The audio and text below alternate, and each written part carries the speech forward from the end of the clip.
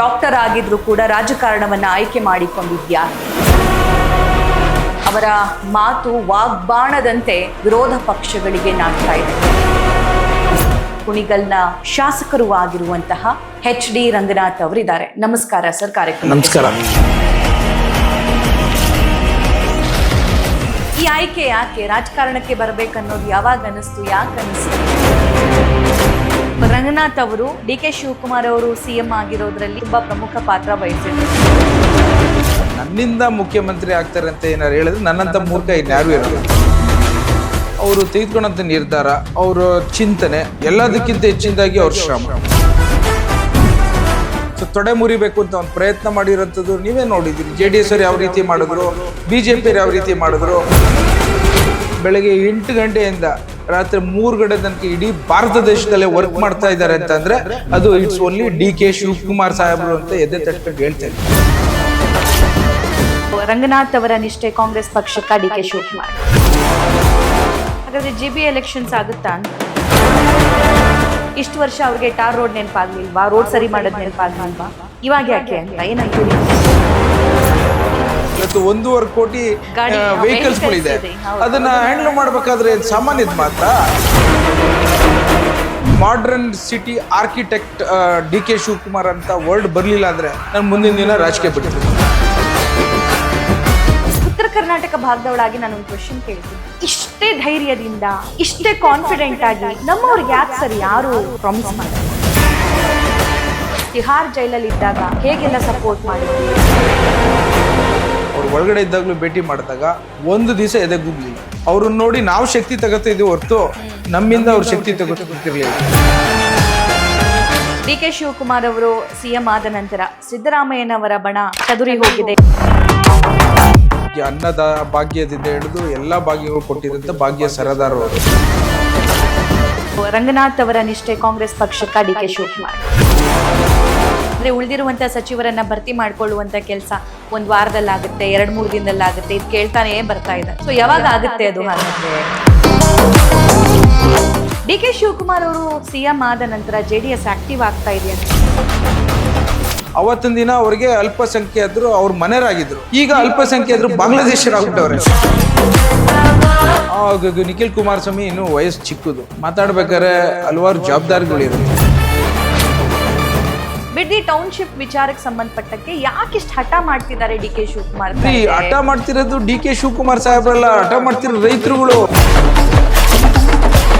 ಹೊರಕೆ ತಗೊಂಡು ಹೊಡಿಸ್ಕೊಳ್ತಿದಾರಲ್ಲ ಸರ್, ಏನಂತೀರಿ? ಅದನ್ನ ಕುಮಾರಸ್ವಾಮಿ ಉತ್ತರ ಕೊಡ್ಬೇಕು ಅವ್ರಿಗೆ. ಅದೇ ಹುಟ್ಟು ಹೋರಾಟಗಾರ, ಅದೇ ಮಣ್ಣಿನ ಮಗ ಬಿಡದಿ ವಿಚಾರವಾಗಿ ನಾಳೆ ಧರಣಿ ಕೂತ್ಕೊಂಡ್ರೆ ಯಾವ ಮೆಸೇಜ್ ಹೋಗುತ್ತೆ? ಸಿಎಂ ಆಗಿ ಡಿ ಕೆ ಶಿವಕುಮಾರ್ ಅವರು ಪದಗ್ರಹಣ ಮಾಡ್ತಾರೆ ಅಥವಾ ಅವರು ಪ್ರಮಾಣ ವಚನ ಸ್ವೀಕರಿಸ್ತಾರೆ ಅಂತ ಅಂದಾಗ ಎಲ್ಲಾ ಸಮುದಾಯದ ಸ್ವಾಮೀಜಿಗಳು, ಮುಖಂಡರು, ಪಾದ್ರಿ ಎಲ್ಲರೂ ನಮ್ಗೆ ಕಾಣಸಿಕ್ರು. ಇನ್ಫ್ಯಾಕ್ಟ್ ಮೌಲ್ವಿಗಳು ಕಾಣಸಿಕ್ರು. ಅದೇ ಸ್ವಾಮೀಜಿಗಳ ಬೆಂಬಲ 2028ಕ್ಕೆ ಸಿಗುತ್ತಾ? ನಮಸ್ಕಾರ, ನೀವು ನೋಡ್ತಾ ಇದ್ದೀರಾ ಸಭೆ ವಿತ್ ಸಭಾ. ಸಭೆಯ ಇವತ್ತಿನ ಅತಿಥಿ ತುಂಬಾನೇ ಪ್ರಮುಖ ಪಾತ್ರವನ್ನ ವಹಿಸಿದ್ರು. ನೂತನ ಕರ್ನಾಟಕ ಸಿಎಂ ಆಗಿ ಡಿ ಕೆ ಶಿವಕುಮಾರ್ ಅವರು ಆಯ್ಕೆ ಆಗುವಂತಹ ಸಂದರ್ಭದಲ್ಲಿ, ಹಾಗೆ ಇತ್ತೀಚಿನ ದಿನಮಾನಗಳಲ್ಲಿ ಅವರ ಮಾತು ವಾಗ್ಬಾಣದಂತೆ ವಿರೋಧ ಪಕ್ಷಗಳಿಗೆ ನಾಟ್ತಾ ಇವೆ. ಹಾಗಾದ್ರೆ ಏನ್ ಕಾರಣ? ವೃತ್ತಿಯಲ್ಲಿ ಇವರು ಡಾಕ್ಟರ್ ಆಗಿದ್ರು ಕೂಡ ರಾಜಕಾರಣವನ್ನ ಆಯ್ಕೆ ಮಾಡಿಕೊಂಡಿದ್ಯಾಕೆ? ಇವರ ಕುಟುಂಬದಲ್ಲಿಯೇ ಸಿಎಂ ಆಗಿರೋದ್ರಿಂದ ಅದರ ಲಾಭ ಇವರಿಗೆ ಎಷ್ಟಿದೆ? AICCಯ ನಾಯಕರು ಆಗಿರಬಹುದು ಅಥವಾ ರಾಜ್ಯ ಕಾಂಗ್ರೆಸ್ನ ಹಿರಿಯ ನಾಯಕರಾಗಿರಬಹುದು, ಸಿಎಂ ಡಿ ಕೆ ಶಿವಕುಮಾರ್ ಅವ್ರನ್ನ ಎಷ್ಟು ಇಂಪಾರ್ಟೆನ್ಸ್ ಕೊಡ್ತಾ ಇದ್ದಾರೆ? ಇದೆಲ್ಲದಕ್ಕೆ ಸಂಬಂಧಪಟ್ಟಂತೆ ಮಾತನಾಡೋದಕ್ಕೆ ನನ್ನ ಜೊತೆಗೆ ಕುಣಿಗಲ್ನ ಶಾಸಕರು ಆಗಿರುವಂತಹ ಎಚ್ ಡಿ ರಂಗನಾಥ್ ಅವರಿದ್ದಾರೆ. ನಮಸ್ಕಾರ ಸರ್, ಕಾರ್ಯಕ್ರಮ. ನಮಸ್ಕಾರ. ಹೇಗಿದ್ದೀರಿ? ನಾನು ಚೆನ್ನಾಗಿದ್ದೀನಿ. ಓಕೆ. ಸೊ ಸದಾ ಜನರ ಜೊತೆ, ಈಗಂತೂ ಜಾಸ್ತಿ ಆಗಿರಬೇಕು. ಇಲ್ಲ, ಈಗೇನಾಗಿದೆ ಅಂದರೆ ಹೆಚ್ಚಿನದಾಗಿ ನಮ್ಮ ಮನೆಯಲ್ಲಿ ಚೀಫ್ ಮುಖ್ಯಮಂತ್ರಿ ಸಾಹೇಬರು ಇರೋದ್ರಿಂದ ಒಂದು ಸ್ವಲ್ಪ ನಿರೀಕ್ಷೆಗಳು, ಅಪೇಕ್ಷೆಗಳು ಜನರದ್ದು ಜಾಸ್ತಿ ಆಗಿದೆ. ಮತ್ತು ಬೆಂಗಳೂರಲ್ಲಿ ಭಾಳಷ್ಟು ಜನ ಅನಿವಾಸಿಗಳು ಇರ್ತಾರಲ್ಲ, ಅವರೆಲ್ಲದು ಹಲವಾರು ಸಮಸ್ಯೆಗಳು ಇರುತ್ತೆ. ಸೊ ಹಾಗಾಗಿ ಎಲ್ಲ ಒಂದು ಕಡೆ ಡಾಕ್ಟರ್ ರಂಗನಾಥ್ ಅವ್ರ ಮಾತು ಆಡಿದ್ರೆ ರಿಕ್ವೆಸ್ಟ್ ಮಾಡಿ ಕೇಳ್ಕೊಂಡ್ರೆ ಎಲ್ಲೋ ಒಂದ್ ಕಡೆ ಕೆಲಸಗಳಾಗ್ಬೋದು ಅನ್ನೋ ಒಂದು ನಿರೀಕ್ಷೆಯಲ್ಲಿ ಬರ್ತಿರ್ತಾರೆ. ಇದೇನ್ ಸಾಧಾರಣ ಇವತ್ತು ನಮ್ಮ ಸರ್ಕಾರ ಇದೆ. ಸೊ ಹಾಗಾಗಿ ಎಲ್ಲರೂ ಕಾಂಗ್ರೆಸ್ ಸರ್ಕಾರದಲ್ಲಿ ಕೆಲಸಗಳು ಮಾಡಿಸ್ಲಿಕ್ಕೆ ನಮ್ಮ ಕ್ಷೇತ್ರದಿಂದ ಮತ್ತು ನಮ್ಗೆ ಗೊತ್ತಿರೋಂಥ ಬಹಳಷ್ಟು ಜನ ಬರ್ತಿರೋಂಥದ್ದು ಸಹಜ. ಅದು ನಾನು ಈ ಇಂಟರ್ವ್ಯೂ ಬರೋ ಮುಂಚೆ ರಂಗನಾಥ್ ಅವರ ಒಂದಿಷ್ಟು ವಿಡಿಯೋಸ್ಗಳನ್ನ ನೋಡ್ತಾ ಬಂದೆ. ಎಕ್ಸಾಕ್ಟ್ಲಿ 6 years ಬ್ಯಾಕ್ ನನ್ನ ಕ್ಷೇತ್ರಕ್ಕೆ ಅನುದಾನ ಕೊಡಿ ಅಂತ ಹೇಳಿ ನೀವೊಂದು ಓಪನ್ ಪ್ರೆಸ್ ಮೀಟ್ ಅಲ್ಲಿ ಹೇಳಿದ್ರಿ. ಈಗ ಅನುದಾನ ಕೊಡಿಸಿ ಅಂತ ನಿಮ್ಮ ಹತ್ರ ಬರ್ತಿದ್ದಾರೆ. ಕಾಲಚಕ್ರ ಉರುಳುತ್ತೆ ಅನ್ನೋದು ಇದಕ್ಕೆ ಅನ್ಸುತ್ತೆ. ಇಲ್ಲ, ನಾನು ಆ ಥರ ಹೇಳೋದಿಲ್ಲ. ಒಂದು ಕ್ಷೇತ್ರದ ಅಭಿವೃದ್ಧಿಗೆ ಬೇಕಾದಂಥ ಅನುದಾನಗಳನ್ನ ಧ್ವನಿ ಎತ್ತಿ ಮಾತಾಡೋಂಥದ್ದು ಪ್ರಜಾಪ್ರಭುತ್ವದ ವ್ಯವಸ್ಥೆ. ಅದು ನೀವು ಎಲ್ಲಿವರೆಗೂ ಮಗುವಳಲ್ವಾ ಅಲ್ಲಿ ಹಾಲು ಸಿಗೋದಿಲ್ಲ. ಆ ಕಾರಣಕ್ಕೋಸ್ಕರ ಹಿಂದೆ ಒಂದ್ ಸ್ವಲ್ಪ ತಾರತಮ್ಯ ಆಗ್ತಿತ್ತು ಅಂತ ಕೆಲವು ವಿಚಾರಗಳಲ್ಲಿ ಧ್ವನಿ ಎತ್ತಿದ್ದಂತೂ ನಿಜ. ಹಾಗೆ ಸಿದ್ದರಾಮಯ್ಯ ಸಾಹೇಬರು ಸಹ ನನ್ನ ಕ್ಷೇತ್ರಕ್ಕೆ ಬಹಳಷ್ಟು ಸಹಾಯ ಮಾಡಿದ್ದಾರೆ. ಈಗ ನಮ್ಮ ಮನೇಲಿ ಮುಖ್ಯಮಂತ್ರಿ ಇರೋದ್ರಿಂದ ಹೆಚ್ಚಿನ ಒತ್ತು ಕೊಡುವಂಥದ್ದು ನಮ್ಮ ಜನರ ನಿರೀಕ್ಷೆ ಜಾಸ್ತಿ ಆಗಿರೋದ್ರಿಂದ ನಾನು ಇನ್ನೂ ಹೆಚ್ಚಿನ ಶ್ರಮ ಹಾಕಿ ನನ್ನ ತಾಲೂಕಿನ ಅಭಿವೃದ್ಧಿಗೆ ಒತ್ತು ಕೊಡಬೇಕು ಅನ್ನೋದೊಂದು ಜವಾಬ್ದಾರಿ ನನ್ನ ಮೇಲೆ ಇದೆ ಅಂತ ನಾನು ಭಾವಿಸ್ತೇನೆ. ವೃತ್ತಿಯಲ್ಲಿ ನೀವು ಆರ್ಥೋಪೆಡಿಕ್, ಈ ಆಯ್ಕೆ ಯಾಕೆ ರಾಜಕಾರಣಕ್ಕೆ ಬರ್ಬೇಕನ್ನೋದು ಯಾವಾಗ ಅನಿಸ್ತು, ಯಾಕೆ ಅನಿಸ್ತು? ಇದು ನಾನು 15 ವರ್ಷ ಸುದೀರ್ಘವಾಗಿ ನನ್ನ ವೈದ್ಯ ವೃತ್ತಿಯಲ್ಲಿ ಮೂಳೆ ತಜ್ಞನಾಗಿ ನಡೆದಿದಂತ ಹಾದಿ ಅದು. ಆಕಸ್ಮಿಕವಾಗಿ ಕುಮಾರಸ್ವಾಮಿ ಅವರು ತಮ್ಮ ಪಾರ್ಲಿಮೆಂಟರಿ ಸೀಟ್ನ ರಿಸೈನ್ ಮಾಡ್ತಾರೆ. ಆಗ ನಮ್ಮ ಮನೇಲಿ DK ಸುರೇಶ್ ಸಾಹೇಬ್ರು ನಿಲ್ಲಿಸ್ಬೇಕು ಅಂತ ಜನರ ಒತ್ತಡ ಜಾಸ್ತಿ ಆಗುತ್ತೆ. ಕುಣಿಗಲ್ ಕ್ಷೇತ್ರ ಆ ಪಾರ್ಲಿಮೆಂಟ್ ಬರುತ್ತೆ. ಆಗ ನಾವು ಮನೆಯಿಂದ ಕೆಲವು ಜವಾಬ್ದಾರಿಗಳನ್ನ ತೆಗೆದುಕೊಂಡು ಓಡಾಡೋ ಸಂದರ್ಭದಲ್ಲಿ ಅಲ್ಲಿ ಕ್ಷೇತ್ರದ ಜನರು ಎಲ್ಲೋ ಒಂದ್ ಕಡೆ ಯಾಕೆ ಡಾಕ್ಟರ್ ರಂಗನಾಥ್ ಕುಣಿಗಲ್ ಇದ್ಕೊಂಡು ನಿಂತ್ಕೋಬಾರ್ದು ಅನ್ನೋ ಒಂದು ಜನರ ಒಂದು ಕೋರಿಕೆ ಬಂದಂಥ ಸಂದರ್ಭದಲ್ಲಿ ನಾನು ಸಹ ಎಲ್ಲ ಭಾಳಷ್ಟು ಒಡನಾಡಿ ರಾಜಕೀಯದಲ್ಲಿ ಇದ್ದಂಥ ಸಂದರ್ಭದಲ್ಲಿ ಎಲ್ಲ ಒಂದು ಕಡೆ ಒಳ್ಳೇದು ಮಾಡ್ಬೋದೇನೋ, ನಾವು ಜವಾಬ್ದಾರಿ ತಂದಲ್ಲಿ ಇನ್ನು ಹೆಚ್ಚಿನ ರೀತಿ ನಮ್ಮ ಮನೇಲಿ ಇಷ್ಟೆಲ್ಲ ಒಂದು ರಾಜಕೀಯದ ಒಂದು ಅನುಭವ ಇರೋದ್ರಿಂದ ನಾನು ಅದನ್ನು ಬಳಸ್ಕೊಂಡು ನಮ್ಮೂರಿಗೆ ಸಹಾಯ ಮಾಡಲಿಕ್ಕೆ ಒಂದು ಅನುಕೂಲತೆ ಆಗುತ್ತೆ ಅಂತ ಹೇಳಿ ಹೆಚ್ಚಿಗೆ ಅದೇ ದಾರಿಯಲ್ಲಿ ಬಂದಂಥ ಸಂದರ್ಭದಲ್ಲಿ ನಾನು ಮೊದಲನೇ ಚುನಾವಣೆಯಲ್ಲಿ ಯಾವುದೇ ಒಂದು ಅಡಚಣೆ ಇಲ್ದಲೆ ನನಗೆ ಆಶೀರ್ವಾದ ಮಾಡಿದ್ರು ಕುಣಿಗಲ್ ತಾಲೂಕಿನ ಜನ. ಹಾಗೆ 2ನೇ ಬಾರಿನೂ ಹೆಚ್ಚಿನ ಒಂದು ಮತದಾರರ ಸಂಖ್ಯೆಯಲ್ಲಿ ನನಗೆ ದೊಡ್ಡ ಆಶೀರ್ವಾದ ಸಿಕ್ತು. ಸರ್ಕಾರ ಬಂತು. ಇವತ್ತು ಒಂದು ಜವಾಬ್ದಾರಿ ಸ್ಥಾನದಲ್ಲಿ ನಡೀತಾ ಇರೋಂಥದ್ದನ್ನ ಸರ್ಕಾರದ ಒಂದು ಹಲವಾರು ವಿಚಾರಗಳ ಸಂಕೀರ್ಣವನ್ನೇ ನಾನು ಕುಣಿಗಲ್ ತಾಲೂಕಿಗೆ ತೆಗೆದುಕೊಂಡು ಹೋಗೋ ಪ್ರಯತ್ನ ಮಾಡ್ತಾ ಇದ್ದೀನಿ. ಬೈ ನೇಚರ್ ಆಕ್ಚುಲಿ ಡಾಕ್ಟರ್ಸ್ ತುಂಬಾ ಸಾಫ್ಟ್ ಸ್ಪೋಕನ್ ಇರ್ತಾರೆ, ಸಾಫ್ಟ್ ಇರ್ತಾರೆ. ಬಟ್ ನಿಮ್ಮ ನೇಚರ್ ರಾಜಕಾರಣಕ್ಕೆ ಬಂದ ನಂತರ ಮಾಸ್ ಅಂಡ್ ಅಗ್ರೆಸಿವ್ ಆಯ್ತಾ ಅಥವಾ ಮುಂಚೆನೆ ಹಿಂಗಿದ್ರ? ಇಲ್ಲ, ನಾವೆಲ್ಲ ಸಾಫ್ಟೇ. ಹೆಂಗಿದ್ರೆ ಈಗ ಬಹಳಷ್ಟು ಇನ್ಸಿಡೆಂಟ್ಸ್ಗಳಲ್ಲಿ ನನ್ನ ರಿಯಾಕ್ಷನ್ ನೋಡಿದೀರಾ. ಕೆಲವು ಬೇಸರ ಆದಾಗ ಒಂದ್ ಸ್ವಲ್ಪ ಹೆಚ್ಚಿನ ಧ್ವನಿ ಕೊಡ್ತೀವಿ. ಅದು ಬಿಟ್ರೆ ನಾನು ಜನರಲಿ ಮೆಡಿಕಲ್ ಬ್ಯಾಕ್ ಗ್ರೌಂಡ್ ಬಂದಿರೋದ ಹಿನ್ನೆಲೆಯಲ್ಲಿ ನಮ್ಗೆ ಅಷ್ಟು ಕೋಪಗಳು ಉದ್ರೇಕಕ್ಕೆ ಒಳಗಾಗಲ್ಲ. ನಾವು ಒಂದೊಂದ್ಸಲಿ ಕೆಲವು ಮಾತುಗಳು ಬೇಜಾರಾದಾಗ ಒಂದ್ ಸ್ವಲ್ಪ ಹೆಚ್ಚಿನ ಒಂದು ಧ್ವನಿಯಲ್ಲಿ ಮಾತಾಡೋಂಥದ್ದು ಬಿಟ್ರೆ. 2 ಜನಸೇವೆಯ ಪ್ರೊಫೆಷನ್ ಸರ್, ಒಂದು ವೈದ್ಯ ವೃತ್ತಿ ಮತ್ತೊಂದು ಜನಪ್ರತಿನಿಧಿ. ಯಾವ ಪ್ರೆಷರ್ ತುಂಬಾ ಜಾಸ್ತಿ ಅನ್ಸುತ್ತೆ? ಅದೇ ಆದ ಒಂದು ಚೌಕಟ್ಟಿದೆ. ವೈದ್ಯ ವೃತ್ತಿಲಿ ನಾವು ಹೇಳ್ದಂಗೆ ಕೇಳ್ತಾರೆ ಎಲ್ಲ ಪೇಷಂಟ್ಸು. ಆಗ ನೀವು ಸೇವೆ ಮಾಡೋದಕ್ಕೆ ಇಮಿಡಿಯೇಟ್ ಆಗಿ ಗ್ರಾಟಿಟ್ಯೂಡ್ ಸಿಗುತ್ತೆ. ಅವ್ರು ಮತ್ತೊಮ್ಮೆ ಏನು ನಮ್ಮ ಹತ್ರ ನಿರೀಕ್ಷೆ ಇಟ್ಟಿರಲ್ಲ. ಇದಾದ್ರೆ ರಾಜಕೀಯ ಆದ್ರೆ ಒಂದು ಕೆಲಸ ಮಾಡಿದ ತಕ್ಷಣ ಇನ್ನೊಂದು ಕೆಲಸ ಆಗ್ಬೇಕು ಅಂತ ನಿರೀಕ್ಷೆ ಆಗುತ್ತೆ. ಕೆಲವು ಕೆಲಸಗಳು ಮಾಡ್ಲಿಕ್ಕೆ ಆಗಲ್ಲ. ಕೆಲವರೆಲ್ಲರೂ ಏನೋ ಅಪೇಕ್ಷೆ ಇಟ್ಕೊಂಡು ನಾವೆಲ್ಲ ಇವತ್ತು MLA ಮಾಡಿದೀವಿ, ಸೊ ಹಾಗಾಗಿ ನಮ್ಗೆ ಈ ಕೆಲಸ ಆಗ್ಬೇಕು ಅಂತ ಇರುತ್ತೆ. ಅದು ಕಾನೂನು ಉಲ್ಲಂಘನೆಗಳಾಗ್ತಿರುತ್ತೆ. ಮಾಡ್ಲಿಕ್ಕೂ ಅದು ಸಾಧ್ಯತೆ ಇರಲ್ಲ. ಆಗ ಅವ್ರನ್ನ ವಿಶ್ವಾಸಕ್ಕೆ ತೆಗೆದುಕೊಂಡು ಅವ್ರು ಕನ್ವಿನ್ಸ್ ಮಾಡೋದೇ ಒಂದು ದೊಡ್ಡ ಚಾಲೆಂಜ್ ಇದು. ಓಕೆ, ಸೊ ರಂಗನಾಥ್ ಅವರು DK ಶಿವಕುಮಾರ್ ಅವರು CM ಆಗಿರೋದ್ರಲ್ಲಿ ಅಥವಾ ಆಗೋದ್ರಲ್ಲಿ ತುಂಬಾ ಪ್ರಮುಖ ಪಾತ್ರ ವಹಿಸಿದ್ರು. ನಾನು AICC ನಾಯಕರ ಮಟ್ಟಕ್ಕೆ ನಾನು ಹೇಳ್ತಾ ಇಲ್ಲ, ನಾನು ಹೇಳ್ತಾ ಇರೋದು ರಾಜ್ಯ ನಾಯಕರ ಮಟ್ಟಕ್ಕೆ. ಸರ್, ಕೊನೆವರೆಗೂ ನನ್ನ ಕ್ವಶನ್ ಮುಗಿಸ್ಬಿಡ್ತೀನಿ. ಕೊನೆವರೆಗೂ DK ಶಿವಕುಮಾರ್ ಅವರು CM ಆಗೇ ಆಗ್ತಾರೆ ಹೇಳಿರೋದ್ರಲ್ಲಿ ನೀವು ಮುಂಚೂಣಿಯಲ್ಲಿ ನಿಂತ್ಕೊಳ್ತೀರಾ? DK ಸುರೇಶ್ ಅವರು ಕೂಡ ಸ್ವಲ್ಪ ದಿನ ಸೈಲೆಂಟ್ ಆಗ್ಬಿಟ್ರು, ಬಟ್ ರಂಗನಾಥ್ ಸೈಲೆಂಟ್ ಆಗ್ಲಿಲ್ಲ. ಇಲ್ಲ, ಲೆಟ್ ಮಿ ಕರೆಕ್ಟ್ ದಟ್. ಅದು ರಾಂಗ್ ಮೆಸೇಜ್ ಆಗುತ್ತೆ. ನನ್ನ ಪಾತ್ರ ಒಬ್ಬ ಶಾಸಕನಾಗಿ ಕಾಂಗ್ರೆಸ್ ಪಕ್ಷದಲ್ಲಿ ಒಬ್ಬ ನಾಯಕರಾಗಿ ಹೊರಹೊಮ್ಮಿರೋಂಥದ್ದನ್ನ 40 ವರ್ಷ ದುಡಿಮೆ ಮಾಡಿ, ಶ್ರಮ ಹಾಕಿ, ತ್ಯಾಗ ಮಾಡಿ, ಎಲ್ಲ ಹೊಡೆತಗಳನ್ನು ಪೆಟ್ಟು ತಿಂದು ನೋಡಿರೋಂಥ ಒಂದು ಹಿನ್ನೆಲೆಯಲ್ಲಿ ಅವಕಾಶ ಕೊಡಿ ಅಂತ ನಾನು ಧ್ವನಿ ಎತ್ತಿದ್ದೊಂದು ಬಿಟ್ರೆ, ನನ್ನಿಂದ ಮುಖ್ಯಮಂತ್ರಿ ಆಗ್ತಾರೆ ಅಂತ ಏನಾರು ಹೇಳಿದ್ರೆ ನನ್ನಂತ ಮೂರ್ಖ ಇನ್ಯಾರು ಇರಲ್ಲ. ಒಂದು. ಎರಡನೇದು, ಇವತ್ತು ಎಲ್ಲರಿಗೂ ಆಸೆ ಇರುತ್ತೆ ಅವ್ರ ಮನೆಯಲ್ಲಿ ನೆಂಟರುಗಳು ಒಂದು ಸ್ಥಾನ ದೊಡ್ಡದಾಗಿ ಸಿಗ್ಲಿ ಅಂತ. ಆ ದಿಕ್ಕಲ್ಲಿ ಒಂದ್ ಕಡೆ ಇದ್ರು ಸಹ ಇವತ್ತು ಒಬ್ಬೊಬ್ರಿಗೂ ಒಂದೊಂದು ಸೆಲ್ಫ್ ಲೈಫ್ ಇರುತ್ತೆ. ಹಾಗಾಗಿ ಇವತ್ತಿನ ದಿನ ಡಿ.ಕೆ. ಶಿವಕುಮಾರ್ ಸಾಹೇಬ್ರಿಗೆ ಅವಕಾಶ ಬಂದಿರೋದನ್ನ ಹೆಚ್ಚಿನ ಜವಾಬ್ದಾರಿ ತೆಗೆದುಕೊಂಡು ಜನಕ್ಕೆ ಒಂದು ಹೊಸ ರೂಪವನ್ನ ಕೊಡಬೇಕು ಅನ್ನೋ ಒಂದು ಆಸೆಯಲ್ಲಿ ನಾವೆಲ್ಲ ಅಪೇಕ್ಷೆ ಪಟ್ಟು ಡಿ.ಕೆ. ಶಿವಕುಮಾರ್ ಸಾಹೇಬ್ರಿಗೆ ಮುಖ್ಯಮಂತ್ರಿ ಆದ್ರೆ ಇನ್ನು ಕಾಂಗ್ರೆಸ್ಗೆ ಬಲ ಬರುತ್ತೆ, ಅವ್ರು ಹೋರಾಟ ಮಾಡಿರೋದಕ್ಕೆ ಒಂದು ಪುರಸ್ಕಾರ ಸಿಗತ್ತೆ ಅಂತ ಹೇಳಿ ಅವತ್ತು ನಾವೆಲ್ಲ ಧ್ವನಿ ಎತ್ತಿರೋದ್ ಬಿಟ್ರೆ, ವರಿಷ್ಠರು ತೆಗೆದುಕೊಂಡಂತ ನಿರ್ಧಾರ ಅದು. ಮತ್ತು ನಮ್ಮ ಸಾಹೇಬ್ರು ದುಡಿಮೆಯ ಒಂದು ಶಕ್ತಿ ಅದು, ಮತ್ತು ತ್ಯಾಗದ ಒಂದು ವ್ಯವಸ್ಥೆಯಲ್ಲಿ ಈ ಒಂದು ಅಧಿಕಾರ ಸಿಕ್ಕಿದೆ, ಜನರ ಆಶೀರ್ವಾದ ಸಿಕ್ಕಿದೆ ಅಂತ ನಾನು ಭಾವಿಸ್ತೇನೆ. ಮ್ಯಾನಿಫೆಸ್ಟೇಷನ್ ಮಾಡಿದ್ ವರ್ಕೌಟ್ ಆಯ್ತಾ? ಮ್ಯಾನಿಫೆಸ್ಟೇಷನ್ ಮಾಡಿದ್ರಾ? ಪ್ರಣಾಳಿಕೆ ಹೇಳ್ತಾ ಇದ್ರಿ? ನೋ, ನಾಟ್ ಪ್ರಣಾಳಿಕೆ, ಸೆಲ್ಫ್ ಮ್ಯಾನಿಫೆಸ್ಟೇಷನ್. ಇವ್ರು ಸಿಎಂ ಆಗೇ ಆಗ್ತಾರೆ ಅನ್ನೋದು. Right. In that context what I can say is, ಯಾರೇ ಒಂದು ಹುದ್ದೆಗೆ ಹೋಗ್ಬೇಕಾದ್ರು ಅದ್ರ ಹಿಂದೆ ಹಲವಾರು ತ್ಯಾಗಗಳಿರುತ್ತೆ, ಹಲವಾರು ಶ್ರಮ ಇರುತ್ತೆ. ನಮ್ಮ ಸಾಹೇಬ್ರು ಹೇಳ್ತಾ ಇರ್ತಾರೆ ಉಳಿ ಪೆಟ್ಟು ತಿಂದು ತಿಂದು ತಿಂದು ಶಿಲೆ ಆಗ್ಬೇಕು ಅಂತ. ಅದರಂತೆ ಡಿ.ಕೆ. ಶಿವಕುಮಾರ್ ಸಾಹೇಬ್ರು 40 ವರ್ಷದ ಸುದೀರ್ಘ ವ್ಯವಸ್ಥೆಯಲ್ಲಿ ಒಂದಿನೂ ಅವರು ರೆಸ್ಟ್ ತಗೊಂಡಿಲ್ಲ. ಪ್ರತಿ ಬಾರಿ ವರಿಷ್ಠರುಗಳು ಕಾಂಗ್ರೆಸ್ ಪಾರ್ಟಿಯವರು ಏನ್ ಜವಾಬ್ದಾರಿ ಕೊಟ್ಟವ್ರೆ ಶಾಶ್ವತಪ್ತಲೆ ಅದನ್ನ ಯಶಸ್ಸು ಕಾಣಲಿಕ್ಕೆ ಪ್ರಯತ್ನವನ್ನ ಮಾಡಿ ಒಂದು ವಿಚಾರದಲ್ಲೂ ಸಹ ಕಳಂಕ ಬರ್ದಂಗೆ ಆ ಶ್ರಮ ಹಾಕೊಂಡು ಹೋದಂತ ಸಂದರ್ಭ ಒಂದ್ ಕಡೆ ಆದ್ರೆ, ಅದನ್ನೇ ವಿರೋಧ ಪಕ್ಷದವರು ಈ ಮನುಷ್ಯ ಇಷ್ಟು ಪಾರ್ಟಿಗೆ ತ್ಯಾಗ ಮಾಡ್ತಾರೆ, ಇವ್ರಿದ್ರೇನೆ ಎಲ್ಲೋ ಒಂದ್ ಕಡೆ ಈ ಪಾರ್ಟಿಗೆ ರಕ್ಷಣೆ ಇದೆ, ಇವ್ರನ್ನ ಹೆಗಾರ ಮಾಡಿ ಇದನ್ನ ಎಲ್ಲ ತೊಡೆ ಮುರಿಬೇಕು ಅಂತ ಒಂದು ಪ್ರಯತ್ನ ಮಾಡಿರೋಂಥದ್ದು ನೀವೇ ನೋಡಿದಿರಿ. JDS ಅವ್ರು ಯಾವ ರೀತಿ ಮಾಡಿದ್ರು, BJP ಅವ್ರು ಯಾವ ರೀತಿ ಮಾಡಿದ್ರು, ಯಾವ್ಯಾವ ಹಂತದಲ್ಲಿ ಯಾವ್ಯಾವ ಅಡಚಣೆ ಕೊಟ್ರು, ಯಾವ ರೀತಿ ತೊಂದರೆ ಕೊಟ್ರು, ಕೊನೆ ಹಂತಕ್ಕೂ ಇವತ್ತು ಏಜೆನ್ಸಿಗಳೆಲ್ಲ ಬಿಟ್ಟು ಪರಿಪೂರ್ಣತೆಯಲ್ಲಿ ಕುಟುಂಬ ಸಮೇತ ಅವ್ರನ್ನ ಕಟಾಕಂತ ಪ್ರಯತ್ನವನ್ನ ಮಾಡಿದ್ರು. ಆಗ್ಲೂ ಎದೆಗುಂದಲೆ ನನ್ನ ಪಕ್ಷ ಮಾತೃಪಕ್ಷ, ನಾನು ಆ ಪಕ್ಷದ ಜೊತೆ ಇನ್ನೂ ಬಲ ಕೊಡ್ತೀನಿ ಅಂತ ಹೇಳಿ ಪುಟಿದು ಹೊರಗಡೆ ಬಂದು ಪುನಃ KPCC ಅಧ್ಯಕ್ಷರಾದಂತ ಸಂದರ್ಭದಲ್ಲಿ ಸುಮಾರು ಯಾರು ಸಿಗದಾರಂತ ಅತಿ ಹೆಚ್ಚಿನ